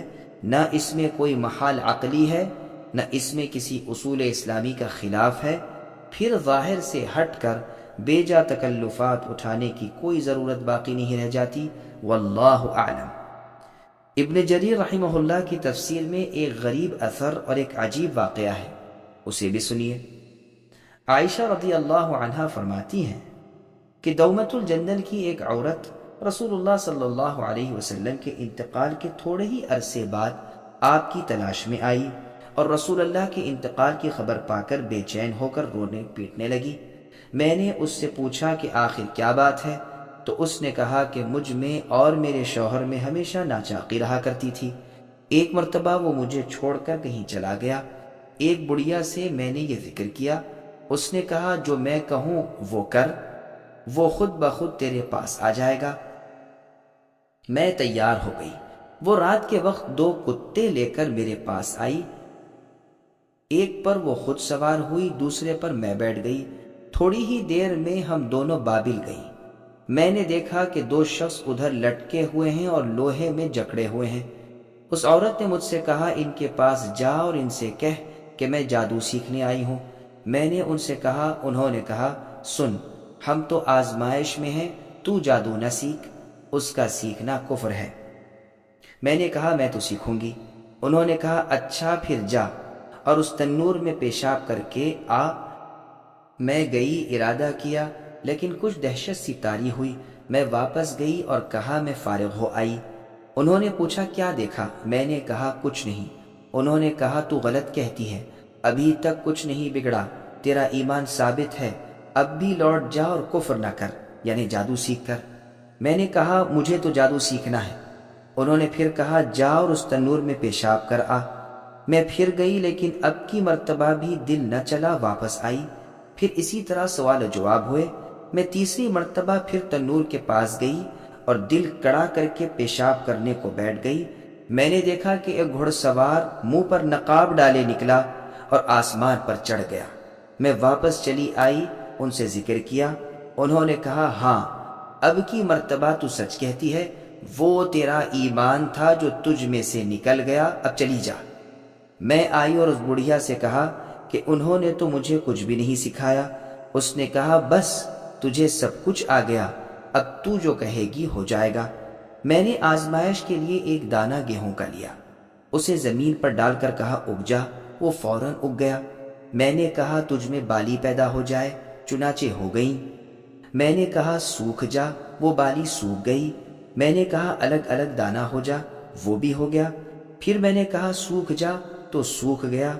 پھر میں نے کہا آٹا بن جا، تو آٹا بن گیا۔ میں نے کہا روٹی پک جا، تو روٹی پک گئی۔ یہ دیکھتے ہی میرا دل نادم ہونے لگا اور مجھے اپنے بے ایمان ہو جانے کا صدمہ ہونے لگا۔ اے ام المؤمنین، قسم اللہ کی نہ میں نے اس جادو سے کوئی کام لیا نہ کسی پر کیا۔ میں یوں ہی روتی پیٹتی رسول اللہ صلی اللہ علیہ وسلم کی خدمت میں حاضر ہوئی کہ رسول اللہ سے کہوں، لیکن افسوس بدقسمتی سے رسول اللہ کو بھی میں نے نہ پایا۔ اب میں کیا کروں؟ اتنا کہہ کر پھر اس نے بین و بکا شروع کی اور اس قدر روئی کہ ہر ایک کو اس پر ترس آنے لگا۔ صحابہ کرام رضی اللہ عنہم بھی حیران تھے کہ اسے کیا فتویٰ دیں۔ آخر بعض صحابہ رضی اللہ عنہم نے کہا، اب سوائے اس کے اور کیا ہو سکتا ہے کہ تم اس فعل کو نہ کرو، توبہ استغفار کرو اور اپنے ماں باپ کی خدمت گزاری کرتی رہو۔ اس واقعے کی اسناد بالکل صحیح ہے۔ یہاں یہ بھی خیال رکھنا چاہیے کہ صحابہ رضی اللہ عنہم فتویٰ دینے میں بہت احتیاط کرتے تھے کہ چھوٹی سی بات بتانے میں بھی تعامل ہوتا تھا۔ آج ہم بڑی سے بڑی بات بھی اٹکل اور رائے و قیاس سے گھڑ گھڑا کر بتا دیتے ہیں، بالکل نہیں رکتے۔ بعض لوگ کہتے ہیں کہ عین چیز جادو کے زور سے پلٹ جاتی ہے، اور بعض کہتے ہیں نہیں، صرف دیکھنے والے کو ایسا خیال پڑتا ہے، اصل چیز جیسی ہوتی ہے ویسی ہی رہتی ہے۔ جیسے قرآن میں ہے، سحروا اعین الناس، یعنی انہوں نے لوگوں کی آنکھوں پر جادو کر دیا، اور فرمایا یخیل الیہ من سحرہم انہا تسعی، موسیٰ علیہ السلام کی طرف خیال ڈالا جاتا تھا کہ گویا وہ سانپ وغیرہ ان کے جادو کے زور سے چل پھر رہے ہیں۔ اس واقعے سے یہ بھی معلوم ہوتا ہے کہ آیت میں لفظ بابل سے مراد بابل عراق ہے، بابل دنیا بند نہیں۔ سمودیوں کی سرزمین کی بابت رسول اللہ صلی اللہ علیہ وسلم کا ارشاد ہے کہ ان لوگوں کی منزلوں میں نہ جاؤ، اگر اتفاقاً جانا پڑے تو خوف ربانی سے روتے ہوئے جاؤ۔ چونکہ ہاروت و ماروت کو اللہ تعالیٰ نے خیر و شر، کفر و ایمان کا علم دے رکھا ہے، اس لیے ہر ایک کفر کی طرف جھکنے والے کو نصیحت کرتے ہیں اور ہر طرح روکتے ہیں۔ جب نہیں مانتا تو وہ کلمات اس سے کہہ دیتے ہیں، اس کا نور ایمان جاتا رہتا ہے، ایمان سے ہاتھ دھو بیٹھتا ہے اور جادو آ جاتا ہے، شیطان اس کا رفیق کار بن جاتا ہے، ایمان کے نکل جانے کے بعد غضب الہی اس کے رونگٹے میں گھس جاتا ہے۔ ابن جریر رحمہ اللہ فرماتے ہیں، سوائے کافر کے اور کوئی جادو سیکھنے کی جرت نہیں کرتا۔ فتنے کے معنی یہاں پر بلا، آزمائش اور امتحان کے ہیں۔ موسیٰ علیہ السلام کا قول قرآن حکیم میں مذکور ہے، ان ہی الا فتنتک۔ اس آیت سے یہ بھی معلوم ہو گیا کہ جادو سیکھنا کفر ہے۔ جادو کے سیکھنے کے کفر ہونے کے بابت نبی صلی اللہ علیہ وسلم کی بہت سی احادیث کتب احادیث میں مروی ہے۔ پھر فرمایا کہ لوگ ہاروت و ماروت سے جادو سیکھتے ہیں جس کے ذریعے سے برے کام کرتے ہیں، عورت مرد کی محبت اور موافقت کو بغض اور مخالفت سے بدل دیتے ہیں۔ صحیح مسلم میں حدیث ہے، رسول اللہ فرماتے ہیں، شیطان اپنا عرش پانی پر رکھتا ہے، پھر اپنے لشکروں کو لوگوں کے بہکانے کے لیے بھیج دیتا ہے، اور سب سے زیادہ مرتبے والا اس کے نزدیک وہ ہے جو فتنے میں سب سے زیادہ بڑا ہوا ہو۔ یہ جب واپس آتے ہیں تو اپنے بدترین کاموں کا ذکر کرتے ہیں۔ کوئی کہتا ہے کہ میں نے فلاں کو اس طرح بے راہ کر دیا، کوئی کہتا ہے کہ میں نے فلاں کو اس طرح بے راہ کر دیا، کوئی کہتا ہے میں نے فلاں شخص سے یہ گناہ کرایا۔ شیطان ان سے کہتا ہے کچھ نہیں کیا، یہ تو معمولی کام ہے، یہاں تک کہ ایک آ کر کہتا ہے کہ میں نے فلاں شخص کے اور اس کی بیوی کے درمیان جھگڑا ڈال دیا، یہاں تک کہ جدائی ہو گئی۔ شیطان اسے گلے لگا لیتا ہے اور کہتا ہے، ہاں تو نے بڑا کام کیا، اسے اپنے پاس بٹھا لیتا ہے اور اس کا مرتبہ بڑھا دیتا ہے۔ پس جادوگر بھی اپنے جادو سے یہ کام کرتا ہے جس سے میاں بیوی میں جدائی ہو جائے، مثلا اس کی شکل و صورت اسے بری معلوم ہونے لگے، یا اس کے عادات و اطوار سے جو غیر شرعی نہ ہو یہ نفرت کرنے لگے، یا دل میں عداوت آ جائے وغیرہ وغیرہ۔ آہستہ آہستہ یہ باتیں بڑھتی جائیں اور میاں بیوی کے درمیان علیحدگی ہو جائے۔ مرعون کہتے ہیں آدمی کو، اس کا مذکر مؤنث اور تثنیہ تو ہے، جمع نہیں بنتا۔ پھر فرمایا یہ کسی کو بھی بغیر اللہ کی مرضی کے ایذا یعنی تکلیف نہیں پہنچا سکتے، یعنی ان کے اپنے بس کی بات نہیں، اللہ تعالیٰ کی قضاء و قدر اور اللہ کے ارادے کے ماتحت یہ نقصان بھی پہنچتا ہے۔ اگر اللہ نہ چاہے تو اس کا جادو محض بے اثر و بے فائدہ ہو جاتا ہے۔ یہ مطلب بھی ہو سکتا ہے کہ یہ جادو اسی شخص کو نقصان دیتا ہے جو اسے حاصل کرے اور اس میں داخل ہو۔ پھر ارشاد ہوتا ہے، وہ ایسا علم سیکھتے ہیں جو ان کے لیے سراسر نقصان دہ ہے، جس میں کوئی نفع نہیں، اور یہ یہودی جانتے ہیں کہ رسول اللہ صلی اللہ علیہ وسلم کی تابعداری چھوڑ کر جادو کے پیچھے لگنے والوں کا آخرت میں کوئی حصہ نہیں، نہ ان کی کوئی قدر و وقعت اللہ کے پاس ہے، نہ وہ دیندار سمجھے جاتے ہیں۔ پھر فرمایا اگر یہ اس کام کی برائی محسوس کرتے اور ایمان و تقوی اختیار کرتے تو یقیناً ان کے لیے بہت ہی بہتر تھا، مگر یہ بے علم لوگ ہیں۔ اور فرمایا کہ اہل علم نے کہا تم پر افسوس ہے، اللہ تعالیٰ کا دیا ہوا ثواب ایمانداروں اور نیک اعمال والوں کے لیے بہت ہی بہتر ہے، لیکن اسے صبر کرنے والے ہی پا سکتے ہیں۔ بزرگان دین نے اس آیت سے یہ بھی استدلال کیا ہے کہ جادوگر کافر ہے، کیونکہ آیت میں ہے وَلَوْ أَنَّهُمْ آمَنُوا وَاتَّقَوْا فرمایا ہے۔ امام احمد رحمہ اللہ اور سلف کی ایک جماعت بھی جادو سیکھنے والے کو کافر کہتی ہے۔ بعض کافر تو نہیں کہتے، لیکن فرماتے ہیں کہ جادوگر کی حد یہ ہے کہ اسے قتل کر دیا جائے۔ بجالہ بن عبید رحمہ اللہ کہتے ہیں عمر رضی اللہ عنہ نے اپنے ایک فرمان میں لکھا تھا کہ ہر ایک جادوگر مرد عورت کو قتل کر دو۔ صحیح بخاری میں ہے ام المؤمنین حفصہ رضی اللہ عنہا پر ان کی ایک لونڈی نے جادو کیا جس پر اسے قتل کیا گیا۔ امام احمد ابن حنبل رحمہ اللہ فرماتے ہیں 3 صحابہ رضی اللہ عنہم سے جادوگر کے قتل کا فتویٰ ثابت ہے۔ ولید بن عقبہ کے پاس ایک جادوگر تھا جو اپنے کرتب دکھایا کرتا تھا، بظاہر ایک شخص کا سر کاٹ لیتا، پھر آواز دیتا تو سر جڑ جاتا اور وہ موجود ہو جاتا۔ مہاجرین صحابہ رضی اللہ عنہم میں سے ایک بزرگ صحابی نے یہ دیکھا اور دوسرے دن تلوار باندھے ہوئے آئے۔ جب ساحر یعنی جادوگر نے اپنا کھیل شروع کیا، آپ نے اپنی تلوار سے خود اس کی گردن اڑا دی اور فرمایا لے اب اگر سچا ہے تو خود زندہ ہو کر دکھا۔ پھر قرآن حکیم کی یہ آیت پڑھ کر لوگوں کو سنائی افتأتون السحر وانتم تبصرون، کیا تم دیکھتے بھالتے جادو کے پاس جاتے ہو؟ چونکہ اس بزرگ صحابی نے ولید کی اجازت اس کے قتل میں نہیں لی تھی، اس لیے اس نے ناراض ہو کر انہیں گرفتار کر کے پھر چھوڑ دیا۔ یہ روایت سنن دارالقطنی میں ہے اور اس کی سند بالکل صحیح ہے۔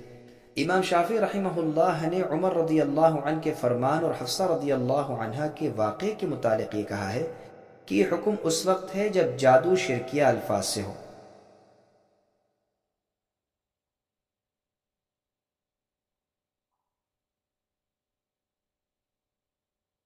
جادو کا وجود۔ معتزلہ گمراہ عقل پرست فرقہ جادو کے وجود کا منکر ہے۔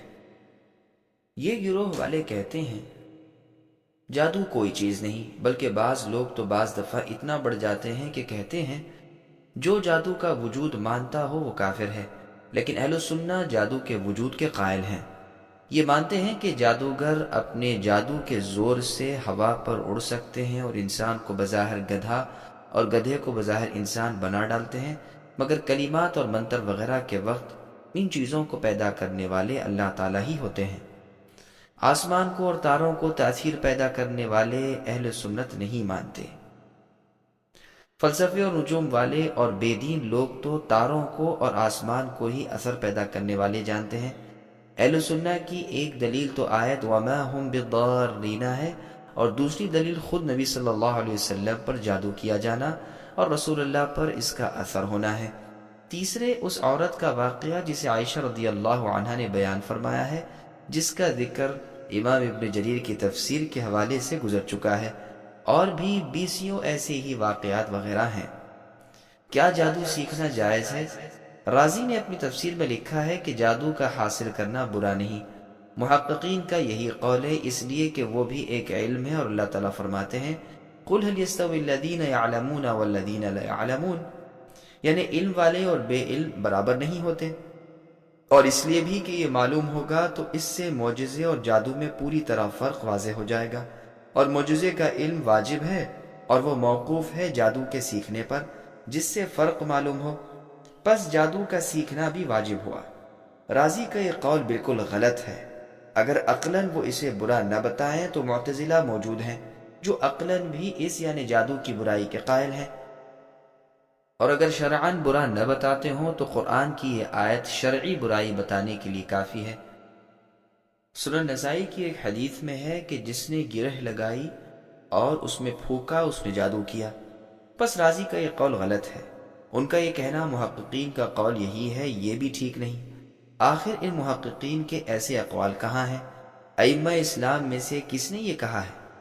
پھر حل یستوی الذین یعلمون والذین لا یعلمون کی آیت کو پیش کرنا بھی سوائے جرأت کے اور کچھ نہیں، کیونکہ آیت میں علم سے مراد دینی علم ہے، آیت میں شرعی علم والے علماء کی فضیلت بیان ہوئی ہے۔ پھر ان کا یہ قول کہ اسی سے معجزے کا علم حاصل ہوتا ہے، یہ تو بالکل واہی محض غلط اور فاسد ہے، اس لیے کہ ہمارے رسول محمد صلی اللہ علیہ وسلم کا سب سے بڑا معجزہ قرآن حکیم ہے، جو باطل سے سراسر محفوظ ہے، لیکن اس معجزے کے ماننے کے لیے جادو کا علم جاننے پر موقف نہیں۔ وہ لوگ جنہیں جادو سے دور کا بھی تعلق نہیں، وہ بھی اسے یعنی قرآن کو معجزہ مان گئے۔ صحابہ رضی اللہ عنہم، تابعین، ائمۃ المسلمین، بلکہ عام مسلمان بھی اس قرآن کو معجزہ مانتے ہیں، حالانکہ ان تمام میں سے کبھی ایک بھی جادو جاننا تو کیا جادو کے پاس تک نہیں پھٹکا، نہ سیکھا نہ سکھایا، نہ کیا نہ کرایا، بلکہ ان سب کاموں کو کفر کہتے رہے۔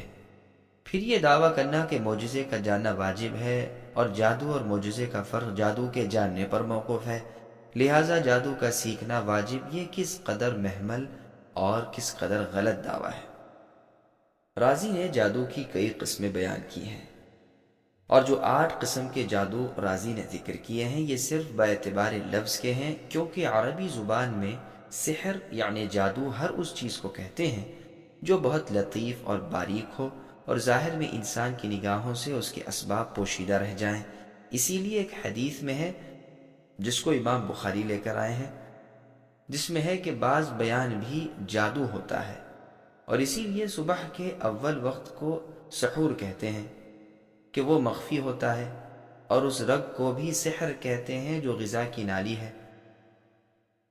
ابو جہل نے بدر کے دن یہی کہا تھا کہ اس کا سحر یعنی رگ طعام کھانے کی رگ خوف کے مارے پھول گئی۔ عائشہ رضی اللہ عنہ فرماتی ہیں، جسے امام بخاری لائے ہیں، کہ میرے سحر و نحر کے درمیان رسول صلی اللہ علیہ وسلم فوت ہوئے۔ تو نحر سے مراد سینہ اور سحر سے مراد رگ غذا ہے۔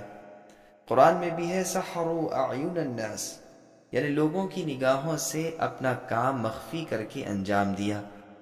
ابو عبداللہ قرطبی رحمہ اللہ کہتے ہیں، ہم کہتے ہیں کہ جادو ہے اور مانتے ہیں کہ جب اللہ کو منظور ہوتا ہے وہ جادو کے وقت جو چاہتے ہیں کر دیتے ہیں۔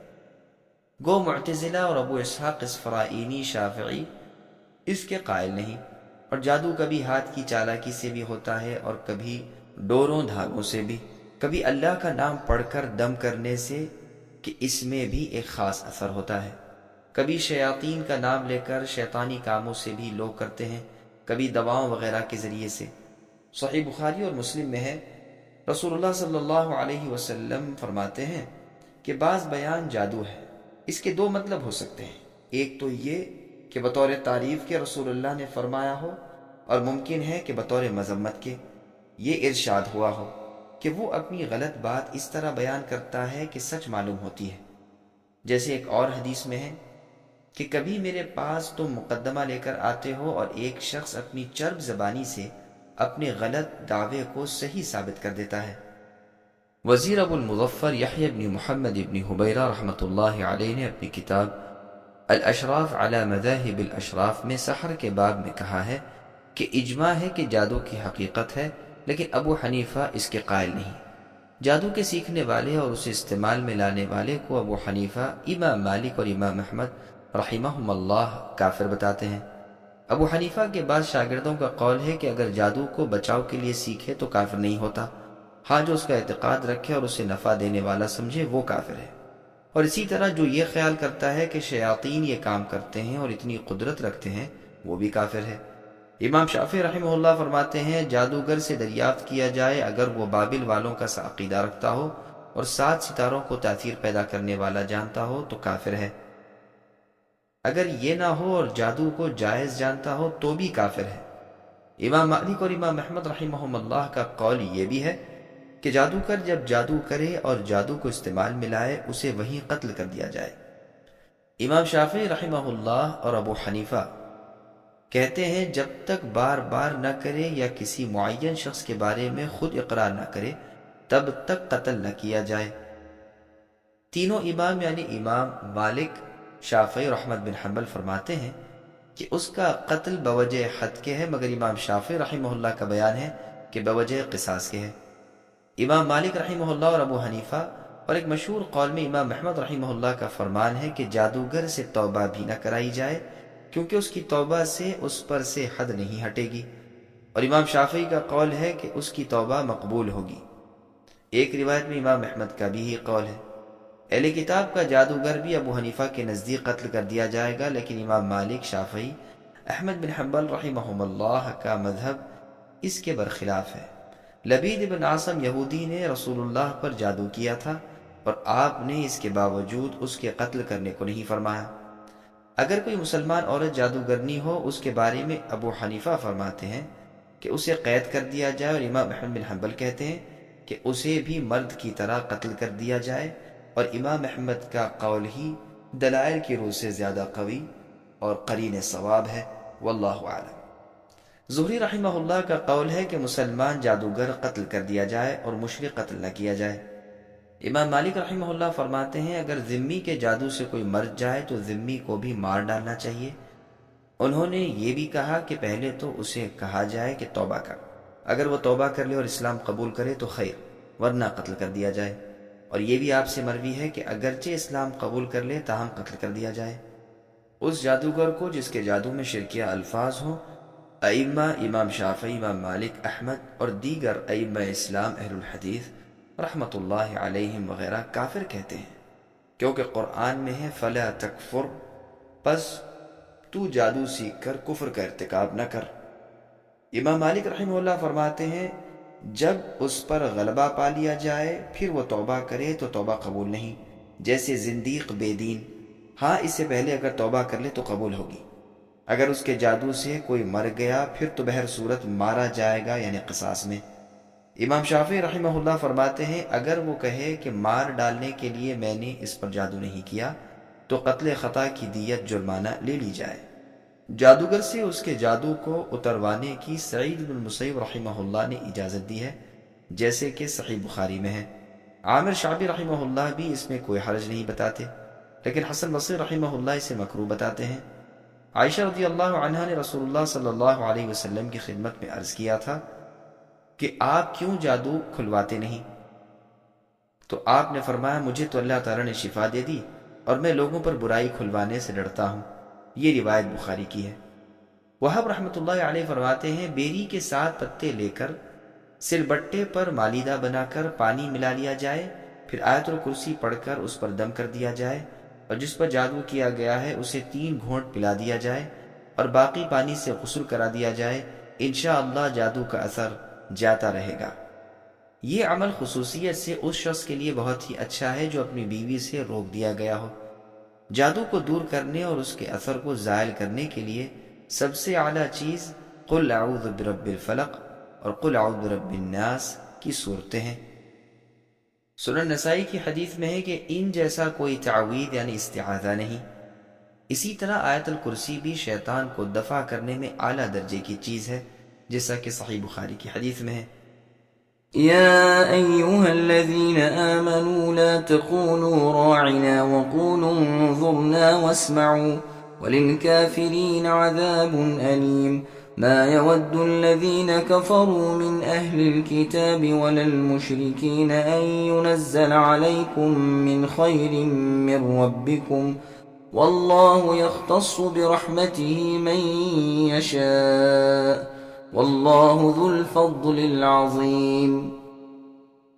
اے ایمان والو، تم راعنا نہ کہا کرو بلکہ انظرنا کہو، یعنی ہماری طرف دیکھتے اور سنتے رہا کرو، اور کافروں کے لیے دردناک عذاب ہیں۔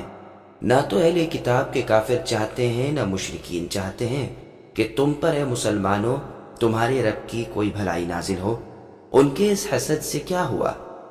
اللہ تعالیٰ جسے چاہیں اپنی رحمت خصوصیت سے عطا فرمائے، اللہ تعالیٰ بڑے فضل والے ہیں۔ سامعین اب اس کی تفصیل سماعت کیجیے، غیر مسلموں کی مشابہت اختیار کرنا کیسا ہے۔ اس آیت میں اللہ تعالیٰ اپنے مؤمن بندوں کو کافروں کی بول چال اور ان کے کاموں کی مشابہت سے روک رہے ہیں۔ یہودی بعض الفاظ زبان دبا کر بولتے تھے اور مطلب برا لیتے تھے۔ جب انہیں یہ کہنا ہوتا کہ ہماری سنیے تو کہتے تھے راعنا، اور مراد اس سے رعونت اور سرکشی لیتے تھے، جیسے اور جگہ اللہ تعالیٰ کا بیان ہے من الذین ہادوا الآیہ، یعنی یہودیوں میں ایسے لوگ بھی ہیں جو باتوں کو اصلیت سے ہٹا دیتے ہیں اور کہتے ہیں ہم سنتے ہیں لیکن مانتے نہیں، اپنی زبانوں کو موڑ توڑ کر دین میں تانہ زنی کے لیے راعنا کہتے ہیں۔ اگر یہ کہتے کہ ہم نے سنا اور مانا، ہماری بات سنیے اور ہماری طرف توجہ کیجیے، تو یہ ان کے لیے بہتر اور مناسب ہوتا، لیکن ان کے کفر کی وجہ سے اللہ نے انہیں اپنی رحمت سے دور کر دیا ہے، ان میں ایمان بہت ہی کم ہے۔ احادیث میں یہ بھی آیا ہے کہ جب یہ لوگ سلام کرتے ہیں تو السلام علیکم کہتے ہیں، اور سام کے معنی موت کے ہیں، تو تم ان کے جواب میں وعلیکم کہا کرو، ہماری دعا ان کے حق میں قبول ہوگی اور ان کی بد دعا ہمارے حق میں قبول نہیں ہوگی۔ یہ حدیث بخاری اور مسلم کی ہے۔ الغرض قول و فعل میں ان سے مشابہت کرنی منع ہے۔ مسند احمد کی حدیث میں ہے میں قیامت کے قریب تلوار کے ساتھ بھیجا گیا ہوں، میری روزی حق تعالیٰ نے میرے نیزے تلے رکھی ہے، ذلت اور پستی اس کے لیے ہے جو میرے احکام کا خلاف کرے، اور جو شخص کسی غیر مسلم قوم سے مشابہت کرے وہ انہی میں سے ہے۔ اور سنن ابی داؤد میں بھی یہ مشابہت والا حصہ مروی ہے۔ اس آیت اور حدیث سے ثابت ہوا کہ کفار کے اقوال و افعال، یعنی ان کی باتوں اور ان کے کاموں، نیز ان کے لباس، عید اور عبادت میں ان کی مشابہت کرنا جو ہمارے لیے مشروع اور مقرر نہیں، سخت منع ہے، اور اس پر شریعت میں عذاب کی دھمکی اور سخت ڈراوا اور حرمت کی اطلاع دی گئی ہے۔ ابن مسعود رضی اللہ عنہ فرماتے ہیں کہ جب تم قرآن کریم میں یا ایھا الذین آمنوا سنو تو کان لگا دو اور دل سے متوجہ ہو جایا کرو، کیونکہ یا تو کسی برائی سے ممانعت ہوگی، یعنی کسی برے کام سے روکا جائے گا، یا کسی نیکی کا حکم ہوگا۔ خیثمہ رضی اللہ عنہ فرماتے ہیں تورات میں بنی اسرائیل کو خطاب کرتے ہوئے اللہ تعالیٰ نے یا ایھا المساکین فرمایا ہے، لیکن امت محمدیہ صلی اللہ علیہ وسلم کو یا ایھا الذین آمنوا کے معزز یعنی باعزت خطاب سے سرفراز فرمایا ہے۔ رائنا کے معنی ہماری طرف کان لگانے کے ہیں، جیسے عاقنا۔ مجاہد رحمہ اللہ فرماتے ہیں اس کے معنی مخالفت کے ہیں، یعنی خلاف نہ کہا کرو۔ ان سے یہ بھی مروی ہے کہ مطلب یہ ہے کہ آپ ہماری سنیے اور ہم آپ کی۔ انصار نے بھی یہی لفظ رسول اللہ صلی اللہ علیہ وسلم کے سامنے کہنا شروع کر دیا تھا، جس سے قرآن کریم نے انہیں روک دیا۔ حسن رحمہ اللہ فرماتے ہیں راعن کہتے ہیں مذاق کی بات کو، یعنی تم رسول اللہ کی باتوں اور اسلام سے مذاق نہ کیا کرو۔ ابو صخر رحمہ اللہ کہتے ہیں جب رسول اللہ جانے لگتے تو جنہیں کوئی بات کہنی ہوتی تو وہ کہتے اپنا کان ادھر کیجئے۔ اللہ تعالیٰ نے اس بے ادبی کے کلمے سے روک دیا اور اپنے نبی کی عزت کرنے کی تعلیم فرمائی۔ سدی رحمہ اللہ کہتے ہیں رفاعہ ابن زید یہودی رسول اللہ سے باتیں کرتے ہوئے یہ لفظ کہا کرتا تھا، مسلمانوں نے بھی یہ خیال کر کے کہ یہ لفظ ادب کے ہیں، یہی لفظ بولنے شروع کر دیے، جس پر انہیں روک دیا گیا، جیسے سورہ نساء میں بھی ہے۔ مقصد یہ ہے کہ اس کلمے کو اللہ تعالیٰ نے برا جانا اور اس کے استعمال سے مسلمانوں کو روک دیا، جیسے حدیث میں آیا ہے کہ انگور کو کرم اور غلام کو عبد یعنی بندہ نہ کہو وغیرہ۔ یہ روایت صحیح مسلم نیز بخاری کی ہے۔ اب اللہ تعالیٰ ان بد باطن یہودی لوگوں کے حسد و بغض کو بیان فرماتے ہیں کہ اے مسلمانوں، تمہیں جو اس کامل نبی محمد صلی اللہ علیہ وسلم کے ذریعے کامل شریعت ملی ہے، اس سے یہ تو جل بھن رہے ہیں، ان سے کہہ دو کہ یہ تو اللہ کا فضل ہے، جسے چاہے عنایت فرمائے، وہ بڑے ہی فضل و کرم والے ہیں۔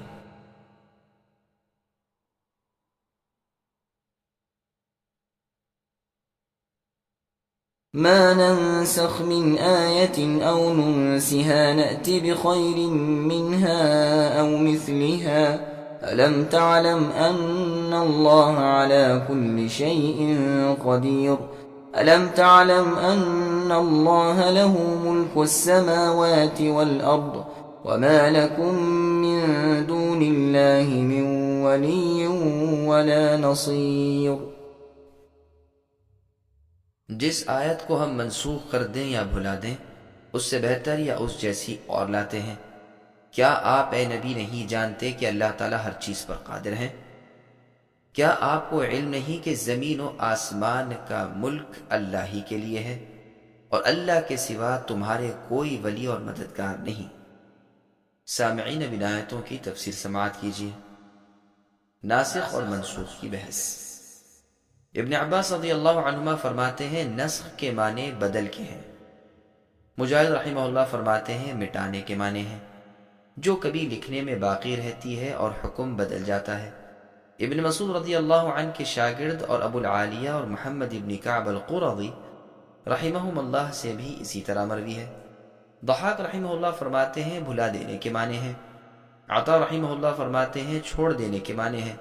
سدی رحمہ اللہ کہتے ہیں اٹھا لینے کے معنی ہیں، جیسے آیت الشیخ والشیخۃ اذا زنیا فرجموہما البتہ، یعنی زانی بوڑھا مرد اور زانیہ عورت جب یہ زنا کریں تو سنسار کر دیا کرو، اور جیسے بخاری کی حدیث میں ہے لو كان لابن آدم وادیان من ذهب لابتغى لهما ثالثا، یعنی ابن آدم یعنی آدم کی اولاد کو اگر 2 جنگل سونے کے مل جائیں تو پھر بھی وہ تیسرے کی جستجو میں رہے گا۔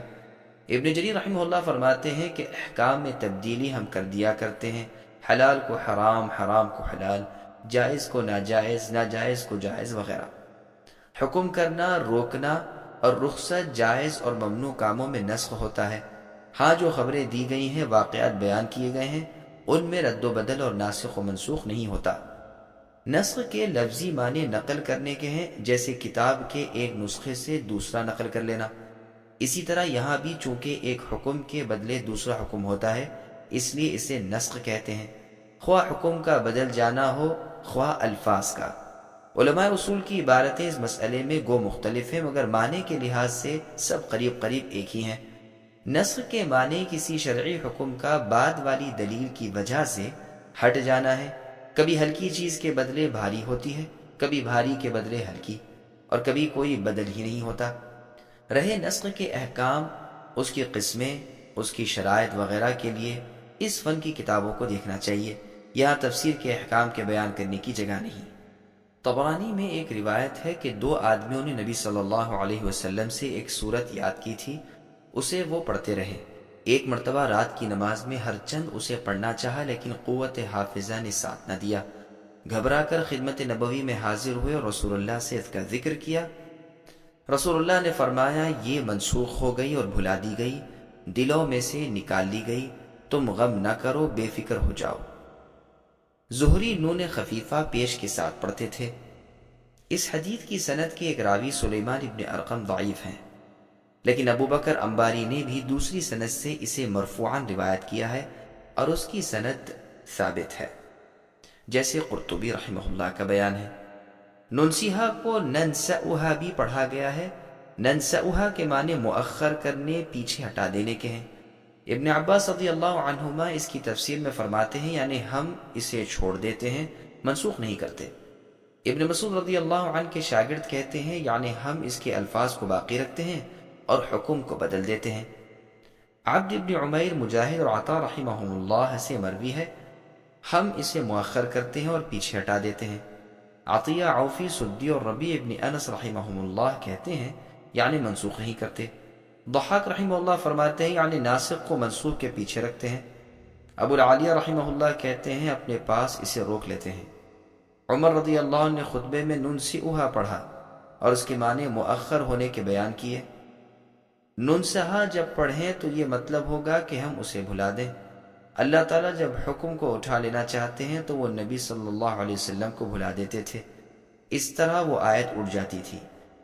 سعد بن ابی وقاص رضی اللہ عنہ ننسیہا پڑھتے تھے تو ان سے قاسم ابن ربیعہ نے کہا کہ سعید بن المسیب رحمہ اللہ تو ننسئھا پڑھتے ہیں، تو انہوں نے فرمایا سعید پر یا سعید کے خاندان پر تو قرآن نہیں اترا۔ اللہ تعالیٰ فرماتے ہیں سنقرئک فلا تنسیٰ، ہم آپ کو اے نبی پڑھائیں گے جسے آپ نہ بھولیں گے، اور فرماتے ہیں وَاذْكُرْ رَبَّكَ إِذَا نَسِيتَ، یعنی جب آپ اے نبی اپنے رب کو بھولنے لگے تو فوری یاد کر لیا کریں۔ عمر رضی اللہ عنہ کا فرمان ہے کہ علی رضی اللہ عنہ سب سے اچھا فیصلہ کرنے والے اور ابی رضی اللہ عنہ سب سے زیادہ قاری قرآن ہیں، اور ہم ابی رضی اللہ عنہ کا قول چھوڑ دیتے ہیں، اس لیے کہ ابی رضی اللہ عنہ کہتے ہیں میں نے تو جو رسول اللہ صلی اللہ علیہ وسلم سے سنا ہے اسے نہیں چھوڑوں گا، اور اللہ تعالیٰ فرماتے ہیں ما ننسخ الی آخر الآیہ، یعنی ہم جو منسوخ کر دیں یا بھلا دیں اس سے بہتر لاتے ہیں، یا اس جیسا یا اس سے بہتر ہوتا ہے۔ یہ روایت بخاری اور مسند احمد وغیرہ میں ہے۔ یعنی بندوں کی سہولت اور ان کے آرام کے لحاظ سے یا اس جیسا ہوتا ہے، لیکن مصلحت الہی اس پچھلی چیز میں ہوتی ہے۔ اللہ تعالیٰ حاکم مطلق اور مختار کل ہے، مخلوق میں ہیر پھیر کرنے والے ہیں، پیدائش اور حکم کا اختیار رکھنے والے ایک اللہ ہی ہیں، جس طرح جسے چاہتے ہیں بناتے ہیں، جسے چاہے نیک بختی دیں، جسے چاہے بدبختی، جسے چاہے تندرستی دیں، جسے چاہے بیماری دیں، توفیق دیں، جسے چاہے بے نصیب کر دیں، بندوں میں جو حکم چاہتے ہیں جاری کرتے ہیں، جسے چاہتے ہیں حلال کریں، جسے چاہتے ہیں حرام فرما دیں، جسے چاہے رخصت دیں، جسے چاہے روک دیں۔ وہ اللہ حاکم مطلق ہیں، جو چاہے احکام جاری فرمائے، کوئی اللہ کے حکموں کو رد نہیں کر سکتا، جو چاہے کریں، کوئی اللہ سے باز پرس نہیں کر سکتا۔ وہ بندوں کو آزماتے ہیں اور دیکھتے ہیں کہ وہ نبیوں اور رسولوں کے کیسے تابعدار ہیں۔ کسی چیز کا کسی مصلحت کی وجہ سے حکم دیا، پھر مصلحت کی وجہ سے ہی اس حکم کو ہٹا دیا۔ اب آزمائش ہو جاتی ہے۔ نیک لوگ تو اس وقت بھی اطاعت کے لیے کمر بستہ تھے اور اب بھی ہیں، لیکن بد باطن لوگ باتیں بناتے ہیں اور ناک بھوں چڑھاتے ہیں، حالانکہ تمام مخلوق کو اپنے خالق کی تمام باتیں ماننی چاہیے اور ہر حال میں رسول صلی اللہ علیہ وسلم کی پیروی کرنی چاہیے، اور جو وہ کہے اسے دل سے سچا ماننا چاہیے، جو حکم دے بجا لانا چاہیے، جس سے روکے رک جانا چاہیے۔ اس مقام میں بھی یہودیوں کا زبردست رد ہے اور ان کے کفر کا بیان ہے کہ وہ نسخ کے قائل نہ تھے۔ بعض تو کہتے تھے اس میں محال عقلی لازم آتا ہے، اور بعض محال نقلی بھی مانتے تھے۔ اس آیت میں گو خطاب فخر عالم محمد صلی اللہ علیہ وسلم کو ہے، مگر دراصل یہ کلام یہودیوں کو سنانا ہے، جو انجیل کو اور قرآن کو اس وجہ سے نہیں مانتے تھے کہ ان میں بعض احکام تورات کے منسوخ ہو گئے تھے، اور اسی وجہ سے وہ ان نبیوں کی نبوت کے بھی صرف عناد اور تکبر کی بنا پر منکر ہو گئے تھے، ورنہ عقلاً نسخ محال نہیں، اس لیے کہ جس طرح وہ اپنے کاموں میں اللہ با اختیار ہیں، اسی طرح حکموں میں بھی با اختیار ہے۔ جو چاہے اور جب چاہے پیدا کر دیں، جسے چاہے اور جس طرح چاہیں اور جس وقت چاہیں رکھیں، اسی طرح جو چاہیں اور جس وقت چاہیں حکم دیں۔ اللہ جو تمام حاکموں کے حاکم ہے، ان پر حاکم کون ہے؟ کوئی بھی نہیں۔ اسی طرح نقلاً بھی یہ ثابت شدہ امر ہے جو کہ پہلی کتابوں اور پہلی شریعتوں میں موجود ہے۔ آدم علیہ السلام کی بیٹیاں بیٹے آپس میں بھائی بہن ہوتے تھے، لیکن نکاح جائز تھا، پھر اسے حرام کر دیا۔ نوح علیہ السلام جو کشتی سے اترتے ہیں تو اس وقت تمام حیوانات کا کھانا حلال تھا، یعنی تمام جانوروں کا، لیکن پھر بعض کی حلت منسوخ ہو گئی۔ 2 سگی بہنوں کا نکاح اسرائیل اور ان کی اولاد پر حلال تھا، لیکن پھر تورات میں اور اس کے بعد حرام ہو گیا۔ ابراہیم علیہ السلام کو بیٹے کی قربانی کا حکم دیا، پھر قربانی کرنے سے پہلے ہی منسوخ کر دیا۔ بنو اسرائیل کو حکم دیا جاتا ہے کہ بچڑا پوجنے میں جو شامل تھے سب اپنی جانوں کو قتل کر ڈالیں، لیکن ابھی بہت سے باقی ہیں جو منسوخ ہو جاتا ہے۔ اسی طرح کے اور بہت سے واقعات موجود ہیں، اور خود یہودی بھی ان کا اقرار کرتے ہیں، لیکن پھر بھی قرآن و نبی آخر الزماں محمد صلی اللہ علیہ وسلم کو یہ کہہ کر نہیں مانتے کہ اس سے اللہ کے کلام میں نسخ لازم آتا ہے اور وہ محال ہے۔ بعض لوگ جو اس کے جواب میں لفظی بحثوں میں پڑ جاتے ہیں، وہ یاد رکھیں کہ اس سے دلالت نہیں بدلتی اور مقصود وہی ہے۔ رسول اللہ کی بشارت یہ لوگ اپنی کتابوں میں پاتے تھے، رسول اللہ کی تابعداری کا حکم بھی دیکھتے تھے۔ یہ بھی معلوم تھا کہ آپ کی شریعت کے مطابق جو عمل نہ ہو وہ مقبول نہیں۔ یہ اور بات ہے کہ کوئی کہے وہ اگلی شریعتیں صرف رسول اللہ صلی اللہ علیہ وسلم کے آنے تک ہی تھیں، اس لیے یہ شریعت ان کی ناسخ نہیں، یا کہے کہ ناسخ ہے۔ بہر صورت رسول مقبول محمد صلی اللہ علیہ وسلم کی تابعداری کے بغیر کوئی چارہ نہیں، اس لیے کہ آپ آخری کتاب کو اللہ کے پاس سے ابھی ابھی لے کر آئے ہیں۔ پس اس آیت میں اللہ نے نسخ کے جواز کو بیان فرما کر اس ملعون گروہ یہود کا رد کیا۔ سورہ آل عمران میں بھی بنی اسرائیل کو خطاب کیا گیا ہے، نسخ کے واقع ہونے کا ذکر موجود ہے۔ فرمان ہے کل الطعام کان حلا لبنی اسرائیل الآیہ، یعنی کل کھانے بنی اسرائیل پر حلال تھے، مگر جس چیز کو اسرائیل یعنی یعقوب علیہ السلام نے اپنے اوپر حلال کر لیا تھا۔ اس کی مزید تفسیر وہیں آئے گی انشاءاللہ۔ تمام مسلمانوں کا اس پر اتفاق ہے کہ احکام باری تعالیٰ میں نسخ کا ہونا جائز ہے، بلکہ واقع بھی ہے، اور اسی پر پروردگار کی حکمت بالغہ ہے۔ ابو مسلم اصبہانی مفسر نے لکھا ہے کہ قرآن میں نسخ واقع نہیں ہوتا، لیکن اس کا یہ قول ضعیف اور مردود اور محض غلط اور جھوٹ ہے۔ جہاں جہاں نسخ قرآن میں موجود ہے، اس کے جواب میں گو ابو مسلم نے بہت محنت کی، لیکن محض بے سود ہے۔ جس عورت کا خاوند مر جائے، پہلے اس کی عدت 1 سال تھی، پھر 4 مہینے 10 دن کر دی گئی، اور دونوں آیات قرآن پاک میں موجود ہیں۔ قبلہ پہلے بیت المقدس تھا، پھر کعبۃ اللہ ہوا۔ دوسری آیت صاف اور پہلا حکم بھی ضمناً مذکور ہے۔ پہلے مسلمانوں کو حکم تھا کہ ایک ایک مسلمان 10 کافروں سے لڑے اور ان کے مقابلے سے نہ ہٹے، لیکن پھر یہ حکم منسوخ ہو کر 2 کے مقابلے میں صبر کرنے کا حکم ہوا، اور دونوں آیات کلام اللہ میں موجود ہیں۔ پہلے حکم تھا کہ نبی سے سرگوشی کرنے سے پہلے کچھ صدقہ دے دیا کرو، لیکن پھر یہ حکم منسوخ ہوا، اور دونوں آیات قرآن کریم میں موجود ہیں۔ اس کے علاوہ بھی بہت سی مثالیں دی جا سکتی ہیں، انہی چند مثالوں پر اکتفا کیا جاتا ہے۔ واللہ اعلم۔ أم تريدون أن تسألوا رسولكم كما سئل موسى من قبل ومن يتبدل الكفر بالإيمان فقد ضل سواء السبيل۔ کیا تم اے مسلمانوں اپنے رسول سے وہی پوچھنا چاہتے ہو جو اس سے پہلے موسیٰ علیہ السلام سے پوچھا گیا تھا؟ سنو، ایمان کو کفر سے بدلنے والا سیدھی راہ سے بھٹک جاتا ہے۔ سامعین، اب اس آیت کی تفسیر سماعت کیجیے۔ بے فائدہ سوالات کی ممانعت۔ اس آیت کریمہ میں اللہ تعالیٰ ایمان والوں کو روکتے ہیں کہ کسی واقعے کے ہونے سے پہلے میرے نبی محمد صلی اللہ علیہ وسلم سے فضول سوال نہ کیا کرو۔ کثرت سوال کی عادت بہت بری ہے، جیسا کہ ارشاد ہے، یا ایھا الذین آمنوا لا تسألوا عن اشیاء الآیات، یعنی اے ایمان والو، ان چیزوں کا سوال نہ کیا کرو جو اگر ظاہر کر دی جائیں تو تمہیں برا لگے گا، اور اگر تم قرآن کے نازل ہونے کے زمانے میں ایسی پوچھ گچھ جاری رکھو گے تو یہ چیزیں ظاہر کر دی جائیں گی۔ کسی چیز کے واقع ہونے سے پہلے اس کی نسبت سوال کرنے کی وجہ سے وہ حرام نہ ہو جائے۔ صحیح بخاری میں حدیث ہے کہ مسلمانوں میں سب سے بڑا مجرم وہ ہے جو اس چیز کے بارے میں سوال کرے جو حرام نہ تھی، پھر اس کے سوال سے حرام ہو گئی۔ ایک مرتبہ رسول اللہ سے سوال ہوا کہ ایک شخص اپنی بیوی کے ساتھ غیر مرد کو پائے تو کیا کرے؟ اگر لوگوں کو خبر کرے تو یہ بھی بڑی بے شرمی کی بات ہے، اور اگر چپ ہو جائے تو بڑی بے غیرتی کی بات ہے۔ رسول اللہ صلی اللہ علیہ وسلم کو یہ سوال بہت برا معلوم ہوا۔ آخر اسی شخص پر ایسا واقعہ پیش آیا اور لعان کا حکم نازل ہوا۔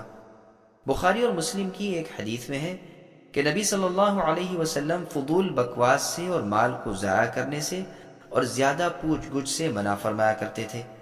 صحیح مسلم میں ہے کہ میں جب تک کچھ نہ کہوں تم بھی نہ پوچھو۔ تم سے پہلے لوگوں کو اسی بد خصلت نے ہلاک کر دیا کہ وہ بکثرت سوال کیا کرتے تھے اور اپنے نبیوں سے اختلاف کرتے تھے۔ جب میں تمہیں کوئی حکم دوں تو اپنی طاقت کے مطابق بجا لاؤ، اور اگر منع کروں تو رک جایا کرو۔ یہ رسول اللہ صلی اللہ علیہ وسلم نے اس وقت فرمایا تھا جب لوگوں کو خبر دی کہ اللہ تبارک و تعالی نے تم پر حج فرض کیا ہے۔ تو کسی نے کہا، اے اللہ کے رسول، ہر سال؟ آپ خاموش ہو گئے۔ اس نے پھر پوچھا، آپ نے کوئی جواب نہ دیا۔ اس نے تیسری دفعہ پھر یہی سوال کیا۔ رسول اللہ نے فرمایا، ہر سال نہیں، لیکن اگر میں ہاں کہہ دیتا تو ہر سال فرض ہو جاتا، اور پھر تم کبھی بھی اس حکم کو بجا نہ لا سکتے۔ پھر رسول اللہ صلی اللہ علیہ وسلم نے یہی مندرجہ والا آیت تلاوت فرمائی۔ انس رضی اللہ عنہ فرماتے ہیں، جب ہمیں رسول اللہ صلی اللہ علیہ وسلم سے سوال کرنے سے روک دیا گیا تو ہم رسول اللہ سے پوچھنے میں ہیبت کھاتے تھے، چاہتے تھے کہ کوئی بادیہ نشی ناواقف شخص آ جائے، وہ پوچھے تو ہم بھی سن لیں۔ یہ روایت مسلم کی ہے۔ اور مسلم میں برا بن عازب رضی اللہ عنہ فرماتے ہیں، میں کوئی سوال رسول اللہ سے کرنا چاہتا تھا تو سال بھر گزر جاتا تھا کہ مارے ہیبت کے پوچھنے کی جرت نہیں ہوتی تھی۔ ہم تو خواہش رکھتے تھے کہ کوئی عرابیہ نے دیہات کا بادیہ نشی آدمی آئے اور رسول اللہ سے سوال کر بیٹھے، پھر ہم بھی سن لیں۔ یہاں پر لفظ ام یا تو بل کے معنی میں ہے یا اپنے اصلی معنی میں ہے، یعنی سوال کے بارے میں جو یہاں پر انکاری ہے۔ یہ حکم مؤمن کافر سب کو ہے، کیونکہ رسول اللہ کی رسالت سب کی طرف تھی۔ قرآن میں اور جگہ ہے یسألک اہل الکتاب الی آخرہ، یعنی اہل کتاب آپ سے نبی سوال کرتے ہیں کہ آپ ان پر کوئی آسمانی کتاب اتاریں۔ انہوں نے موسیٰ علیہ السلام سے اس سے بھی بڑا سوال کیا تھا کہ اللہ کو ہم اپنی آنکھوں سے اسی دنیا میں دیکھنا چاہتے ہیں، جس ظلم کی وجہ سے انہیں ایک تند آواز نے ہلاک کر دیا۔ رافع ابن حریملہ اور وہب ابن زید نے کہا تھا کہ اے محمد صلی اللہ علیہ وسلم، کوئی آسمانی کتاب ہم پر نازل کیجئے جسے ہم پڑھیں اور ہمارے شہروں میں دریا جاری کر دیں تو ہم آپ کو مان لیں۔ اس پر یہ آیت اتری۔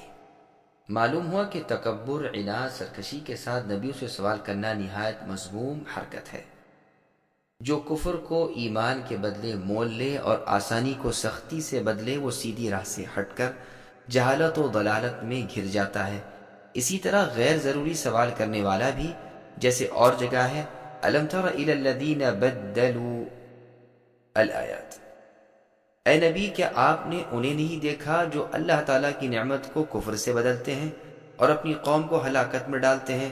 وہ جہنم میں داخل ہوں گے اور وہ بڑی بری قرارگاہ ہے۔